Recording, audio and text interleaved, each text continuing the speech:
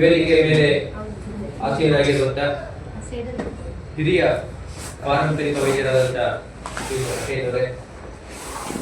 ಮತ್ತು ಸ್ನೇಹಿತರು ಮತ್ತು ಸಹವರ್ತಿಗಳು ಆದಂಥ ಭೈರವ ಅವರೇ ಮತ್ತು ಈ ಕಾರ್ಯಕ್ರಮವನ್ನು ಯಶಸ್ವಿಗೊಳಿಸಲಿಕ್ಕೋಸ್ಕರ ಬೇರೆ ಬೇರೆ ಭಾಗಗಳಿಂದ ಬಂದಿರುವಂಥ ಎಲ್ಲ ಪಾರಂಪರಿಕ ಉತ್ಪನ್ನಗಳ ಮಾರಾಟಗಾರರು ಮತ್ತು ಅದರಲ್ಲಿ ಆಸಕ್ತಿಯನ್ನು ವಹಿಸಿರುವಂಥ ನನ್ನ ಎಲ್ಲ ಆತ್ಮೀಯ ಸಹೋದರ ಸಹೋದರಿಯರು, ಇಲ್ಲಿ ನಾವು ಬಂದಿರುವಂಥವರು ಸಮಾಜದಲ್ಲಿ ಏನಾದರೂ ಸುಧಾರಣೆಯನ್ನ ಮಾಡಬೇಕು ಅನ್ನುವಂಥ ಸಂಕಲ್ಪದೊಂದಿಗೆ ಬಂದಿದ್ದೀವಿ. ಅಫ್ಕೋರ್ಸ್ ಅದರಲ್ಲಿ ನಮ್ಮ ಜೀವನ ನಿರ್ವಹಣೆ, ನಮ್ಮ ಒಂದು ವ್ಯಾಪಾರ ವ್ಯವಹಾರವೂ ಒಳಗೊಂಡಿರುತ್ತೆ. ಆದರೆ ನಾವು ಮಾಡ್ತಾ ಇರುವಂತಹ ಈ ವ್ಯಾಪಾರ ಏನಿದೆ ಅದು ಕೇವಲ ನಾವು ಮಾತ್ರ ಉದ್ಧಾರ ಆಗೋದಿಕ್ಕಲ್ಲ, ಜೊತೆಗೆ ಇದು ಪುಣ್ಯ ಕಾರ್ಯಕ್ಕೆ ಹೋಗುವುದು, ಸಮಾಜದ ಸ್ವಾಸ್ಥ್ಯವನ್ನ ಚೆನ್ನಾಗಿಡುವಂತ ತುಂಬಾ ವ್ಯಾಪಾರಗಳಿವೆ. ಸಮಾಜದ ಸ್ವಾಸ್ಥ್ಯವನ್ನ ಹಾಳು ಮಾಡುವಂತ, ಜನರ ಆರೋಗ್ಯವನ್ನು ಹಾಳು ಮಾಡುವಂತ, ಜನರ ಬದುಕಿಗೆ ಕೊಳ್ಳಿ ಇಡುವಂತ ವ್ಯಾಪಾರಗಳು ತುಂಬಾ ಇವೆ, ಅದು ಹಣ ಬರುತ್ತೆ. ಆದ್ರೆ ನಾವು ಮಾಡ್ತಾ ಇರೋ ವ್ಯಾಪಾರ ಏನಿದೆ ಇದು ಅತ್ಯಂತ ಪುಣ್ಯದ ಕಾರ್ಯ. ಇದು ನಮ್ಮ ಜೀವನದ ನಿರ್ವಹಣೆಯೂ ಆಗುತ್ತೆ, ನಮ್ಮ ಜೀವನವೂ ಸುಧಾರಿಸುತ್ತೆ, ಜೊತೆಗೆ ಸಮಾಜವನ್ನ ಉನ್ನತಿಗೆ ತೆಗೆದುಕೊಂಡು ಹೋಗುವಂತ, ಸಮಾಜದಲ್ಲಿ ಒಂದು ಆರೋಗ್ಯವನ್ನ ಉಂಟು ಮಾಡುವಂತ ಒಂದು ಪುಣ್ಯ ಕಾರ್ಯವನ್ನು ಮಾಡ್ತಾ ಇದ್ದೀವಿ. ಹಾಗಾಗಿ ಆ ಒಂದು ಭಾವನೆಯನ್ನ ಸದಾ ನಾವು ಮನಸ್ಸಲ್ಲಿಟ್ಟುಕೊಳ್ಳಬೇಕು. ನಾವು ಏನ್ ಮಾಡ್ತಾ ಇದ್ದೀವಿ ಕಾರ್ಯ ಇದು ಅತ್ಯಂತ ಪವಿತ್ರ ಕಾರ್ಯ ಅಂತ ನಾವು ನಿಶ್ಚಯ ಮಾಡಬೇಕು. ನಮ್ಮಲ್ಲಿ ಯಾವುದೋ ಭಾಗ್ಯ ಅಂತ ಹೇಳಿಲ್ಲ, ಹಣವೇ ಭಾಗ್ಯ ಅಂತ ಹೇಳಿಲ್ಲ, ಐಶ್ವರ್ಯವೇ ಭಾಗ್ಯ ಅಂತ ಹೇಳಿಲ್ಲ, ಎಲ್ಲವೂ ಭಾಗ್ಯ ಅಂತ ಹೇಳಿಲ್ಲ. ಆದ್ರೆ ಆರೋಗ್ಯವನ್ನು ಮಾತ್ರ ಭಾಗ್ಯ ಅಂತ ಹೇಳಿದ್ರು. ಆರೋಗ್ಯವೇ ಭಾಗ್ಯ ಅಂತ, ಆರೋಗ್ಯದ ಮುಂದೆ ಯಾವ ಭಾಗ್ಯವೂ ಇಲ್ಲ. ಫಾರ್ ಎಕ್ಸಾಂಪಲ್, ನಿಮ್ಗೆ ಯಾರಿಗಾದ್ರೂ ಒಂದು 102 ಡಿಗ್ರಿ ಜ್ವರ ಬಂದು ತೆಗೆದುಕೊಳ್ಳಿ. ಈ 102 ಡಿಗ್ರಿ ಜ್ವರ ಬಂದಾಗ ನಿಮ್ಮ ಮಾನಸಿಕತೆ ಹೇಗಿರುತ್ತೆ? ನಿಮ್ಗೆ ಯಾರೋ ತುಂಬಾ ಪ್ರೀತಿ ಪಾತ್ರ ಇಷ್ಟ ಆದವ್ರು ಪಕ್ಕ ಬಂದು ಕೂತ್ಕೊಂಡು ಮಾತಾಡಿస్తే ನಿಮ್ಗೆ ಸಿಟ್ಟು ಬರ್ತದೆ, ಎಪ್ಪದನ್ನು ಒಟ್ಟಿ ಬಿಟ್ಬಿಟ್ರೆ ಸಾಕು, ಮಲಗಿಬಿಟ್ರೆ ಸಾಕು ಅಂತ. ನೀವು ತುಂಬಾ ಇಷ್ಟಪಡುವಂತ ತಿಂಡಿ ಪಕ್ಕ ಕೊಟ್ಟರು ತಿನ್ಲಿಕ್ಕೆ ನಿಮ್ಗೆ ಆಗೋದಿಲ್ಲ. ಅಥವಾ ಬನ್ನಿ ನಾವು ಇಷ್ಟವಾದ ಜಾಗಕ್ಕೆ ಹೋಗೋಣ, ಸುತ್ತಾಡ್ಕೊಂಡು ಬರೋಣ ಅಂತ ನಾವು ಹೋಗಿ ಮನಸ್ಸಾಗೋದಿಲ್ಲ. ಅಂದ್ರೆ ಎಲ್ಲವನ್ನೂ ನಮಗೆ ಯಾವುದು ಬೇಡ ಅಂತ ಆಗುತ್ತೆ. ನಾವೆಲ್ಲ ಇಷ್ಟಪಟ್ಟಿದ್ದಂತ ಎಲ್ಲ ವಿಷಯಗಳು, ಆಸಕ್ತಿಗಳು ನಮಗೆ ಅದೊಂದು ರೀತಿಯ ಖರ್ಚಾಗುತ್ತೆ. ಅಂದ್ರೆ ಒಂದು ಸಣ್ಣ ಜ್ವರ ಬಂದ ಮನುಷ್ಯನ ಮಾನಸಿಕತೆ ಹೇಗಾಗುತ್ತೆ ಅಂದಕ್ಕೆ ಇದು ಸಣ್ಣ ಉದಾಹರಣೆ. ಅದಕ್ಕೋಸ್ಕರ ಯಾವಾಗ ಆರೋಗ್ಯ ಕೆಟ್ಟೋಗುತ್ತಲ್ಲ ಆಗ ಆ ಆರೋಗ್ಯದ ಮಹತ್ವ ನಮ್ಗೆ ಗೊತ್ತಾಗುತ್ತೆ. ಆರೋಗ್ಯ ಇದ್ದಾಗ ಅದರ ಮಹತ್ವ ಗೊತ್ತಾಗಲ್ಲ. ಉದಾಹರಣೆ ಯಾರಿಗೂ ನಮ್ಗೆಲ್ಲರೂ ಕಿಡ್ನಿ ಚೆನ್ನಾಗಿದೆ, ನಮ್ಗೆಲ್ಲ ಲಿವರ್ ಚೆನ್ನಾಗಿದೆ, ನಮ್ಮಲ್ಲಿ ಮಹತ್ವ ಗೊತ್ತಿಲ್ಲ. ಯಾರೋ ಒಬ್ಬನಿಗೆ ಡಯಾಲಿಸಿಸ್ ಹೋಗ್ತಾ ಇರೋನ್ಗೋ ಲಿವರ್ ಡ್ಯಾಮೇಜ್ ಆಗಿರೋದು ಕೇಳಿ ನೋಡಿ, ನರಕವನ್ನು ಅನುಭವಿಸ್ತಾ ಇರ್ತಾನೆ. ನಾನು ಲಕ್ಷ ಲಕ್ಷ ಹಣ ಸುರಿತಾ ಇರ್ತಾನೆ, ಅದು ವಾಪಸ್ ಅವನಿಗೆ ಆರೋಗ್ಯ ಬೆಳೆ ಬರೋದಿಲ್ಲ. ಹಾಗಾಗಿ ಈ ಪಾರಂಪರಿಕ ಉತ್ಪನ್ನಗಳೇನಿದೆ, ಆಯುರ್ವೇದ ಏನಿದೆ, ಇದು ಆರೋಗ್ಯ ಕೇವಲ ರೋಗಿಗಳು ಮಾತ್ರ ಉಪಯೋಗ ಮಾಡಬಹುದು ಅಂತ ಇಲ್ಲ. ರೋಗಿಗಳು ಮಾತ್ರ ಅಲ್ಲ, ಚೆನ್ನಾಗಿರುವೂ ಸಹ ನಮ್ಮ ಆರೋಗ್ಯವನ್ನ ಇನ್ನಷ್ಟು ಚೆನ್ನಾಗಿ ಮಾಡಿಕೊಳ್ಳಿಕ್ಕೋಸ್ಕರ ನಮ್ಮೆಲ್ಲ ಅಲೋಪತಿ ಮಾತ್ರೆಗಳು, ಇಂಗ್ಲಿಷ್ ಮೆಡಿಸಿನ್ಗಳು ಅವೆಲ್ಲವೂ ಕ್ಯೂರೇಟಿವ್. ಅಂದ್ರೆ ನಿಮ್ಗೆ ರೋಗ ಬಂದ ಮೇಲೆ ನಿಮ್ಮನ್ನ ವಾಸಿ ಮಾಡಲಿಕ್ಕೋಸ್ಕರ ಮದ್ದನ್ನೇ ಕಂಡಿದ್ದಾರೆ. ರೋಗ ಬರಲಿಕ್ಕೆ ಮುಂಚೆ ನಿಮ್ಮನ್ನ ಮದ್ದನ್ನೇ ಕಂಡಿದೆ ಇಲ್ಲ. ಅದಕ್ಕೆ ನಮ್ದು ಪ್ರಿವೆಂಟಿವ್ ಮತ್ತು ಕ್ಯೂರೇಟಿವ್ ಎರಡೂ ಸಹ ಹೌದು. ಒಬ್ಬ ವ್ಯಕ್ತಿ ಯಾರೋ ಒಬ್ಬ ಅವ್ನ ಆರೋಗ್ಯ ಚೆನ್ನಾಗಿದೆ, ಅವ್ನಿಗೆ ಯಾವ ರೋಗಗಳು ಇಲ್ಲ, ಅವ್ನು ಯಾವುದೋ ಗಿಡಮೂಲಿಕೆಗಳ ಆತನ ನರಗಳ ಬಲ ಆಗ್ಲಿಕ್ಕೋ ಅಥವಾ ಇಮ್ಯುನಿಟಿ ಬಲ ಆಗ್ಲಿಕ್ಕೋ ಅಥವಾ ಆತನ ಒಂದು ಓಜಸ್ ಜಾಸ್ತಿ ಆಗ್ಲಿಕ್ಕೋ ಅವನು ಔಷಧಿ ತಗೊಳ್ತಾನೆ ಅಂತಾದ್ರೆ ಅಥವಾ ಗಿಡಮೂಲಿಕೆ ತೆಗೆದುಕೊಳ್ತಾನೆ ಅಂತಾದ್ರೆ ಅವನ ಆರೋಗ್ಯ ಇನ್ನಷ್ಟು ಚೆನ್ನಾಗಾಗುತ್ತೆ, ಅವನ ಆರೋಗ್ಯ ಇನ್ನಷ್ಟು ಸುಧಾರಿಸುತ್ತೆ. ಅಂದ್ರೆ ಯಾರು ಬೇಕಾದರೂ ನಮ್ಮ ಈ ಒಂದು ಉತ್ಪನ್ನಗಳನ್ನ ಉಪಯೋಗ ಮಾಡಬಹುದು. ಹಾಗಾಗಿ ಈ ಪಾರಂಪರಿಕ ಏನಿದೆ ಅದು ಆಯುರ್ವೇದ ಏನಿದೆ, ಆಯುರ್ವೇದಕ್ಕಿಂತ ಇನ್ನೂ ಹಿಂದಕ್ಕೆ ಹೋದ್ರೆ ನಾವು ನಾಟಿ ಅನ್ನುವಂಥ ಪದ ಯೂಸ್ ಮಾಡ್ತೀವಿ. ನಾಟಿ ಅನ್ನೋ ಪದ ನಮ್ದಲ್ಲ. ಅದು ಏನಾಯ್ತು ಅಂದ್ರೆ ಬ್ರಿಟಿಷರು ಭಾರತಕ್ಕೆ ಬಂದಾಗ ಇಲ್ಲಿ ಡಾಕ್ಟರ್ ಕೊಟ್ಟೆ ತುಂಬಾ ಇತ್ತು. ಅಂದ್ರೆ ಡಾಕ್ಟರ್ಗಳು ಆ ಪ್ರಮಾಣ ಇರಲಿಲ್ಲ. ಅವ್ರಿಗೇನೋ ಜ್ವರ ಬಂದಾಗ, ನೆಗಡಿ ಆದಾಗ, ಶೀತ ಆದಾಗ ಅಥವಾ ಇನ್ನೇನಾದ್ರು ಅವ್ರು ಹಾವು ಹಚ್ಚಿದಾಗ ಅವ್ರೇನ್ ಮಾಡ್ತಿದ್ರು, ಅಲ್ಲಿ ತಕ್ಷಣ ಏನ್ ಮಾಡ್ತಿದ್ರು, ಅಲ್ಲಿ ಯಾರಾದ್ರೂ ಒಬ್ಬ ಹಳ್ಳಿಯೊಬ್ಬ ನಾಟಿ ವೈದ್ಯ ಇರ್ತಿದ್ದ, ಅಂದ್ರೆ ಒಬ್ಬ ವೈದ್ಯ ಇರ್ತಿದ್ದ, ಅವ್ರು ಕರ್ಕೊಂಡು ಬರ್ತಾ ಅವ್ರಿಗೆ ಟ್ರೀಟ್ಮೆಂಟ್ ಕೊಡ್ತಾ ಇದ್ರು. ಅದೇನಾಗ್ತಿದ್ರು, ಒಂದು ನೇಟಿವ್ ಡಾಕ್ಟರ್ಸ್ ಅಂತ, ನೇಟಿವ್ ಅಂತ ಅಲ್ಲಿ ಸ್ಥಳೀಯವಾಗಿರುವಂತ ಡಾಕ್ಟರ್ಸ್ ಅಂತ. ಆ ನೇಟಿವ್ ಒಂದು ಪದ ನಮ್ಮ ಬಾಯಲ್ಲಿ ಮಾತಾಡ್ತಾ ನಾಟಿ ಆಗುತ್ತೆ, ನೇಟಿವ್ ನಾಟಿ ಆಗುತ್ತೆ, ಅಲ್ಲ ನಾಟಿ ವೈದ್ಯರು ಅಂತ ಆ ಪದ ಚಾಲ್ತಿ ಬಂದ್ಬಿಡ್ತಾರೆ. ನಾವು ಅದನ್ನ ಪಾರಂಪರಿಕ ಅನ್ನುವಂಥ ಪದವನ್ನು ನಾವು ಸದಾ ಉಪಯೋಗಿಸಬೇಕು. ಪಾರಂಪರಿಕ ವೈದ್ಯರು ಅನ್ನುವಂಥದ್ದನ್ನ ನಾವು ಹೆಚ್ಚು ಬಳಕೆ ತರ್ತೀವಿ. ಇಲ್ಲಿ ಎರಡು ವಿಷಯಗಳ ಬಗ್ಗೆ ನನಗೆ ಮಾತಾಡಲಿಕ್ಕೆ ಇದೆ. ಮೊದಲನೇದು ಮಧುಮೇಹ. ಇವತ್ತು ಇಡೀ ವಿಶ್ವವನ್ನ ಕಾಡ್ತಾ ಇರುವಂತಹ ಮಧುಮೇಹದ ಬಗ್ಗೆ ನಾವು ಮಾತಾಡಬೇಕು ಅನ್ನೋದು. ಯಾಕೆಂದ್ರೆ ನಾವೆಲ್ಲರೂ ನಮ್ಮ ಅಂಗಡಿಗಳಲ್ಲಿ ನಾವು ಡಿಸ್ಟ್ರಿಬ್ಯೂಟ್ ಮಾಡ್ತೀವಿ, ಅಲ್ಲಿ ಔಷಧಿಯನ್ನು ಕೊಡ್ತೀವಿ. ಮಧುಮೇಹ ಅಂತಂದಾಗ ಬೇರೆ ಎಲ್ಲಾ ರೋಗಗಳು ಒಂದು ರೀತಿಯಾದ್ರೆ ಮಧುಮೇಹವೇ ಸಪ್ರೇಟ್, ಅದು ಒಂದು ರೀತಿಯ ರೋಗ. ಬೇರೆ ರೋಗಗಳನ್ನ ಅರ್ಥ ಮಾಡೋದು ಅಗತ್ಯ ಇಲ್ಲ. ಬೇರೆ ರೋಗಗಳನ್ನ ಅರ್ಥ ಮಾಡೋದು ಅಗತ್ಯ ಇಲ್ಲ. ಕೇವಲ ಔಷಧಿ ಕೊಟ್ಟು ಸಾಕು, ತನ್ನ ಕಷ್ಟ ಅದು ಕ್ಯೂರ್ ಆಗುತ್ತೆ. ಅದು ಮಧುಮೇಹ ಆಗಲ್ಲ. ನೀವು ಕೇವಲ ಔಷಧಿ ಮೇಲೆ ಡಿಪೆಂಡ್ ಆಯ್ತು ಅಂತಂದ್ರೆ ನಿಮ್ಮ ಜೀವನ ಸಂಪೂರ್ಣವಾಗಿ ಹಾಳಾಗಿ ಹೋಗ್ತದೆ. ಏನಕ್ಕೆ ಇವತ್ತು ಸಾವಿರಾರು ಕೋಟಿ ಹಣ ಇಟ್ಕೊಂಡಿರುವಂತವರು, ಕೇಂದ್ರದ ಸಚಿವರುಗಳು, ದೊಡ್ಡ ದೊಡ್ಡ ಐಎಎಸ್ ಆಫೀಸರ್ಗಳು, ಯಾವ್ದು ಕೊರತೆ ಇಲ್ಲ ಅವರಿಗೆ. ಹಣ ಕೊರತೆ ಇಲ್ಲ, ಡಾಕ್ಟರ್ ಕೊರತೆ ಇಲ್ಲ, ದೊಡ್ಡ ದೊಡ್ಡ ಮಲ್ಟಿ ಸ್ಪೆಷಾಲಿಟಿ ಆಸ್ಪತ್ರೆಗಳ ಕೊರತೆ ಇಲ್ಲ. ಆದ್ರೂ ಏನಕ್ಕೆ ಮಧುಮೇಹ ಜಾಸ್ತಿ ಕೊಡ್ಲಿಕ್ಕೆ ಆಗ್ತಾ ಇಲ್ಲ? ಏನಕ್ಕೆ ಅವ್ರು ಕೈಗಾರ ಕಳ್ಕೊಳ್ತಾ ಇದ್ದಾರೆ? ಏನಕ್ಕೆ ಪ್ರತಿ ವರ್ಷ 7 ಲಕ್ಷ ಜನ ಕಿಡ್ನಿ ಕಳ್ಕೊಂಡು ಇವತ್ತು ಸಾಯ್ತಾ ಇದ್ದಾರೆ? ಹಣ ಯಾವ್ದು ಕೊರತೆ ಇಲ್ಲ ಅವರಿಗೆ. ಒಂದು ಲಾಡು ತಿನ್ಬೇಕಾದ್ರೂ ಡಾಕ್ಟರ್ ಫೋನ್ ಮಾಡಿ ಡಾಕ್ಟರ್ ಪರ್ಮಿಷನ್ ತಗೊಂಡು ಒಂದು ಎಕ್ಸ್ಟ್ರಾ ಮಾತ್ರೆ ತಗೊಂಡು ಲಾಡು ತಿನ್ನುವಂತ ನೋಡಿದೀನಿ ನಾನು. ಸದಾ ಅವರಿಗೆ ಒಂದು ಮಾನಿಟರ್ ಹಾಕೊಂಡು ಶುಗರ್ ಪ್ರತಿ 5 ನಿಮಿಷಕ್ಕೆ ಒಂದ್ಸರಿ ಚೆಕ್ ಮಾಡ್ಕೊಳ್ಳುವಂತ 100 ಜನ ನೋಡಿದೀನಿ. 40 ರೂಪಾಯಿ ಕೈಗೊಂದು ಆ ಡಿವೈಸ್ ಹಾಕೊಂಡು ಪ್ರತಿ ಸರಿ ನೋಡಿ ಚೆಕ್ ಮಾಡ್ತಾರೆ. ಶುಗರ್ ಎಷ್ಟು ಸ್ಪೈಕ್ ಆಯ್ತು ನೋಡ್ತಾ ಇದ್ದಾರೆ. ಅಂದ್ರೆ ಇಷ್ಟು ಕೇರ್ ಮಾಡೋದು ಸಹ ಏನಕ್ಕೆ ಇವತ್ತು ಮಧುಮೇಹ ಜಾಸ್ತಿ ಬರ್ಲಿಕ್ಕೆ ಆಗ್ತಲ್ಲ ಅಂದ್ರೆ, ನೀವು ಮಧುಮೇಹದಲ್ಲಿ ಮೊದಲು ಅರ್ಥ ಮಾಡ್ಕೊಳ್ಬೇಕಾಗಿರೋದು, ನಮ್ಮ ಔಷಧಿ 50% ಆದ್ರೆ ಇನ್ನು 50% ನಮ್ಮ ಜೀವನ ಶೈಲಿ ಮತ್ತು ಆಹಾರ ಪದ್ಧತಿ. ಇವೆರಡು ಅತ್ಯಂತ ಪ್ರಮುಖವಾದಂತಹ ಅಂಶಗಳು. ಏನು ಮಧುಮೇಹ ಬರ್ತದೆ? ನಮ್ಮ ದೇಶದಲ್ಲಿ ಸುಮಾರು 12 ಕೋಟಿ ಜನ ಇವತ್ತು ಮಧುಮೇಹದಿಂದ ಬಳಲ್ತಾ ಇದ್ದಾರೆ ಅಂತ ಅಂಕಿಅಂಶವನ್ನು ಸರ್ಕಾರ ಬಿಡುಗಡೆ ಮಾಡಿದೆ. ಅದು ಗೊತ್ತಾಗಿರುವಂತದ್ದು. ತುಂಬಾ ಜನ ಗೊತ್ತೇ ಆಗಿರಲ್ಲ, ಅವ್ರು ಡಾಕ್ಟರ್ ಹೋಗಿರೋದಿಲ್ಲ. ಇನ್ಯಾವುದೋ ಸಮಯದಲ್ಲಿ ಆಪರೇಷನ್ ಮಾಡ್ತಿರೋದಾಗಲೋ ಅಥವಾ ಬ್ಲಡ್ ಟೆಸ್ಟ್ ಮಾಡ್ತಿರೋದಾಗಲೋ ಅವ್ರು ಗೊತ್ತಾಗುತ್ತೆ ಮಧುಮೇಹ ಇದೆ ಅಂತೇಳಿ. ಅದು ಹೊರತಾಗಿ 12 ಕೋಟಿ ಜನ ಇವತ್ತು ಮಧುಮೇಹದಿಂದ ಬಳಲ್ತಾ ಇದ್ದಾರೆ. ಪ್ರತಿ ವರ್ಷ 60,000 ಕೋಟಿ ರೂಪಾಯಿನ ಮಾತ್ರೆಗಳು ನಮ್ಮ ದೇಶಕ್ಕೆ ಖರ್ಚಾಗುತ್ತೆ. ಇಮ್ಯಾಜಿನ್ ಮಾಡಿ, 60,000 ಕೋಟಿ ಪ್ರತಿ ವರ್ಷ ಬರೀ ಮಧುಮೇಹದ ಮೆಡಿಕೇಶನ್ ನಮ್ಮಲ್ಲಿ ಆಗ್ತಾ ಇದೆ ಅಂತಂದ್ರೆ ಹಣದ ವೈಭವಕ್ಕೆ ಯಾವ ಟ್ರಕ್ ಗಟ್ಟಲೆ ಆಗ್ತಾ ಇರೋದು ಅನ್ನೋದು ತಾವು ಅದನ್ನ ಮನಸ್ಸಲ್ಲಿ ಅದನ್ನ ಊಹೆ ಮಾಡ್ಕೊಳ್ಬಹುದು. ಆಧುನಿಕ ವಿಜ್ಞಾನ, ಇವತ್ತಿನ ಸೈನ್ಸ್ಗಳು ಏನೇ ಹೇಳ್ತಾರೆ, ಯಾವ ಕಾರಣಕ್ಕೆ ಮಧುಮೇಹ ಬರುತ್ತೆ ಅಂದ್ರೆ 3 ಕಾರಣ ಕೊಟ್ಟಿದ್ದಾರೆ. 3 ಕಾರಣ, 4ನೇ ಕಾರಣ ಇದುವರೆಗೂ ಕಂಡಿಲ್ಲ. ಮೊದಲೇ ಹೇಳುವಂಥದ್ದು ಅದು ಅನುವಂಶೀಯವಾಗಿ ಜೆನೆಟಿಕಲ್ ಆಗಿ ಬರುವಂತ ಒಂದು ತಾತ ಅಪ್ಪನಿಂದ ಬರುವಂತದ್ದು ರೋಗ.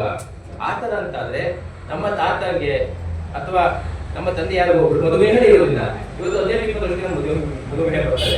ಅಂದ್ರೆ ಅದನ್ನು ಸುಳ್ಳು, ಅಂದ್ರೆ ಆ ಜೆನೆಟಿಕ್ ಇಂದ ಬರುವಂತದ್ದಲ್ಲ. ಎರಡನೇದು ಅವ್ರು ಹೇಳುವಂಥದ್ದು, ನಮ್ಮ ದೇಹದ ರೋಗ ನಿರೋಧಕ ಶಕ್ತಿ ತಪ್ಪಾಗಿ ಭಾವಿಸಿ ಪ್ಯಾಂಕ್ರಿಯಾ ಮೇಲೆ ಅಟ್ಯಾಕ್ ಮಾಡಿ, ನಮ್ಮ ದೇಹದ ರೋಗ ನಿರೋಧಕ ಶಕ್ತಿ ಯಾವ ಅಂಗಗಳನ್ನು ಬಿಟ್ಬಿಟ್ಟು ಕೇವಲ ಪ್ಯಾಂಕ್ರಿಯಾ ಮೇಲೆ ಅಟ್ಯಾಕ್ ಮಾಡಿ, ಆ ಪ್ಯಾಂಕ್ರಿಯಾದಲ್ಲಿ ಇಸ್ಲೆಟ್ ಮತ್ತು ಬೀಟಾ ಸೆಲ್ ಅಂತ 2 ಸೆಲ್ಗಳು ಇರ್ತದೆ. ಆ ಸೆಲ್ಗಳು ಇನ್ಸುಲಿನ್ ಅನ್ನು ತಯಾರು ಮಾಡ್ತವೆ.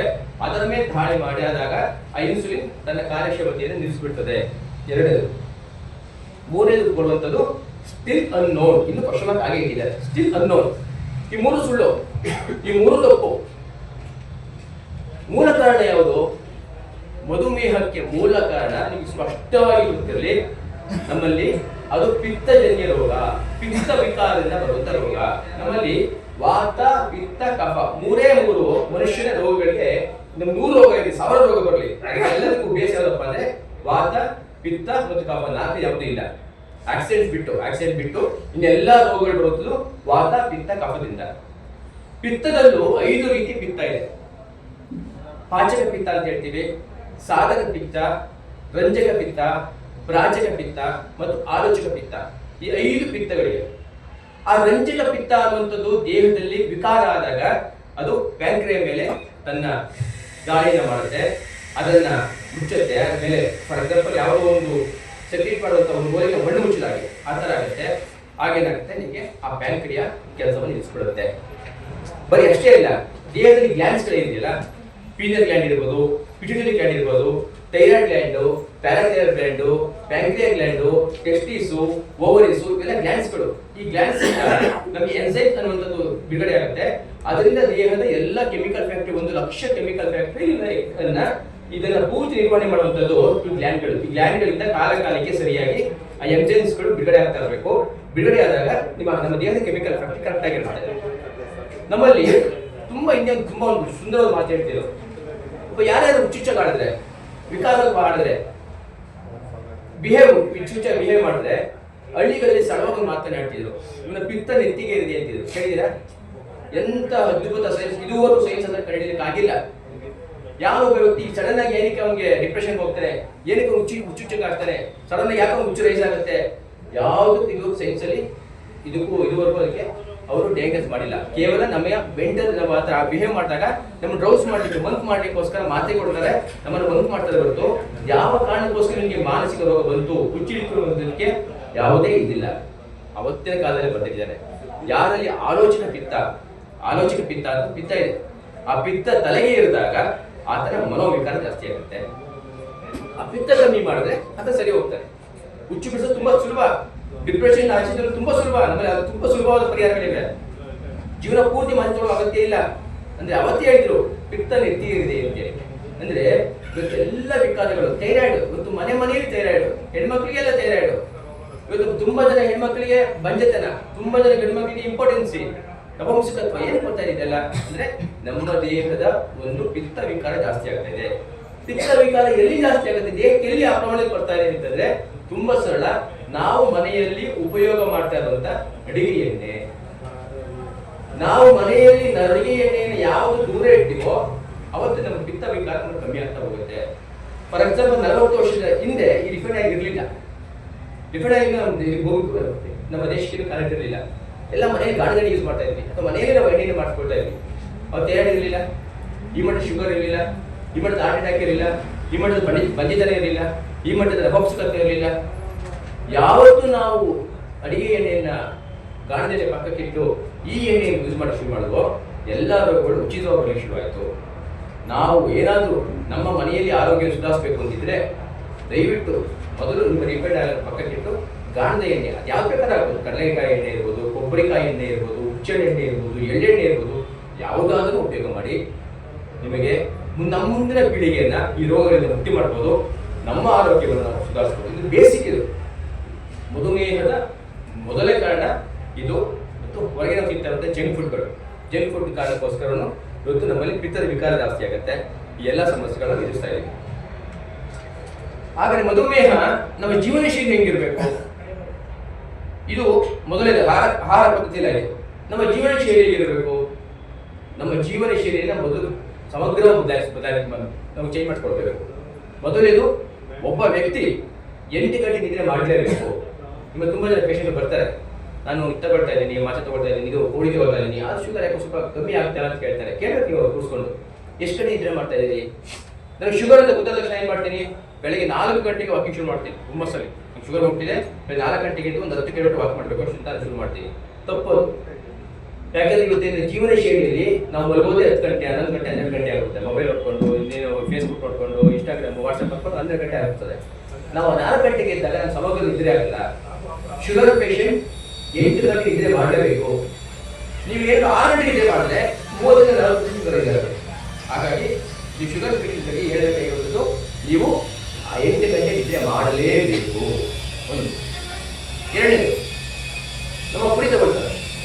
ನಮ್ಮ ಪುಡಿ ಹೇಗೆ ತಗೊಳ್ಬೇಕು, ಅವಾಗ ಹೇಳಬೇಕು, ಬೆಳಗ್ಗೆ ಎದ್ದ ತಕ್ಷಣ 1 ಲೋಟ ನೀರಿಗೆ ನಮ್ಮ ಈ ಒಂದು ಪುಡಿಯನ್ನು, 1 ಸ್ಪೂನ್ ಪುಡಿಯನ್ನು ಹಾಕಬೇಕು. ಅದಕ್ಕೆ 2 ಸ್ಪೂನ್ ಬಾರ್ಲಿ ಅಕ್ಕಿಯನ್ನು ಹಾಕಬೇಕು, ಬಾರ್ಲಿ ಪುಡಿಯನ್ನು ಹಾಕಬೇಕು. ಅವ್ರು ಹೇಳ್ಬೋದು, ಅವರು ನೀವೇ ಬಾರ್ಲಿ ಪುಡಿ ಜೊತೆ ಮಿಕ್ಸ್ ಮಾಡ್ಕೊಟ್ಬಿಡಿ ಅಂತ. ಜೊತೆ ನಾವು ಮಿಕ್ಸ್ ಮಾಡ್ಕೊಟ್ಟಾಗ ಏನಾಗುತ್ತೆ, ಈ ಅಮೂಲ್ಯವಾದ ಇದೇನಿದೆಯಲ್ಲ ಈ ಬೇರೆಗಳು, ಅದರ ಪ್ರಪೋರ್ಷನ್ ಕಮ್ಮಿ ಆಗಿರುತ್ತೆ.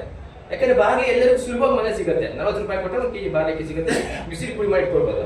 ಹಾಗಾಗಿ 2 ಸ್ಪೂನ್ ಬಾರ್ಲಿ ಅಕ್ಕಿ ಹಾಕೊಂಡು ಕುಡಿಬೇಕು. ಕುಡಿದಾದ್ಮೇಲೆ ನಾವು 1 ಗಂಟೆಗೆ ತಗೊಳ್ಬಾರ್ದು. ಆಮೇಲೆ ಶುಗರ್ ಚೆಕ್ ಮಾಡ್ಕೊಳ್ಬೇಕು. ಆಮೇಲೆ ತಿಂಡಿ ತಿನ್ನಬೇಕು. ತಿಂಡಿ ತಿಂದಾದ್ಮೇಲೆ 2 ಹಸಿ ತೊಂಡೆಕಾಯಿ ಗಡ್ಡೆಯಾಗಿ ತಿನ್ನಬೇಕು. ಶುಗರ್ ಪೇಷಂಟ್ಗಳಿಗೆ ತೊಂಡೆಕಾಯಿ ಅನ್ನೋದು ಅತ್ಯಂತ ರಾಮಬಾಣ. ಇಡೀ ದಿನ ನಿಮ್ಮ ಶುಗರ್ ಬೇಕಾಗೋದು ಇರುತ್ತೆ. ಎಲ್ಲಿ ಸಿಕ್ಕರೂ ಸಹ ಹಸಿ ತೊಂಡೆಕಾಯಿ ತಿಂತಾ ಇದೆ. ಏನು ಸೌತೆಕಾಯಿ ಇರುತ್ತೆ ತಿನ್ಬೋದು, ಅದು ತಿಂತಾ ಇದೆ. ಇನ್ನು ಮಧ್ಯಾಹ್ನ ಊಟದಲ್ಲಿ ನಮ್ಮ ತಟ್ಟೆಯಲ್ಲಿ 30% ಮಾತ್ರ ಅನ್ನ ಇರಬೇಕು. ಇನ್ನು 70% ಸೊಪ್ಪು, ತರಕಾರಿ ಯಥೇಚ್ಛವಾಗಿರಬೇಕು. ಚಿಕನ್ ಬೇಕಾದ್ರೆ ದಿನ ತಿನ್ನಲಿ. ಚಿಕನ್ ತಿನ್ನೋ ಅಭ್ಯಾಸ ಇದ್ದವ್ರಿಗೆ ಚಿಕನ್ ತಿನ್ನಲಿಕ್ಕೆ, ಚಿಕನ್ ತುಂಬಾ ಒಳ್ಳೇದು. ಚಿಕನ್ ತಿನ್ನಬಾರ್ದು ಅಂತೇಳಿ ಎಲ್ಲರ ತಲೆ ಕೂರಿಸ್ಬಿಟ್ಟಿದ್ದಾರೆ. ಸ್ಕಿನ್ ಔಟ್ ಚಿಕನ್ ದಿನ ತಿಂದರೆ ಅವ್ರಿಗೆ ಸಾಕಷ್ಟು ಒಳ್ಳೆಯದು. ಯಾಕಂದ್ರೆ ಅದು ರಿಚ್ ಫೈಬರ್ ಮತ್ತು ಪ್ರೋಟೀನ್ ಎರಡೇ ಇರುತ್ತೆ, ಫ್ಯಾಟ್ ಇರೋದಿಲ್ಲ. ಹಾಗೆ ಚಿಕನ್ ತಿನ್ಬೋದು. ಅನ್ನ ತಿನ್ನಬೇಕು ಅನ್ನೋರಿಗೆ ಒಂದು ಸಲಹೆ ಕೊಡ್ಬೇಕು ನೀವು. ಅಲ್ಲೊಂದು ಟ್ರಿಕ್ಸ್ ಇದೆ. ತುಂಬಾ ಜನಕ್ಕೆ ನಾವು ಅನ್ನ ಬಿಟ್ಟಿದ್ದಕ್ಕಾಗಲ್ಲ, ಅನ್ನ ತಿನ್ನಲೇಬೇಕು. ಖಂಡಿತ ಶುಗರ್ ಅನ್ನ ತಿನ್ಬೋದು. ಹೆಂಗ್ ತಿನ್ನಬೇಕು ಅಂತಂದ್ರೆ, ಅನ್ನವನ್ನು ಈಗ ಮಾಡಬೇಕು. ಅನ್ನವನ್ನ ಮಾಡಿ ಅವತ್ತೇ ತಿನ್ನಬಾರ್ದು ಅದನ್ನ. ಅನ್ನವನ್ನ ಮಾಡಬೇಕು, ಮಾಡಾದ್ಮೇಲೆ ಅದನ್ನ ಫ್ರಿಜ್ಜಲ್ಲಿ ಇಟ್ಬಿಡ್ಬೇಕು. ಫ್ರಿಜ್ಜಲ್ಲಿ ಇಟ್ಟಾಗ ಏನಾಗುತ್ತೆ, ಅನ್ನದಲ್ಲಿ ಸ್ಟಾರ್ಚ್ ಇರುತ್ತೆ. ಅನ್ನವ ಮಾಡಿರೋದು ಸ್ಟಾರ್ಚಿಂದ.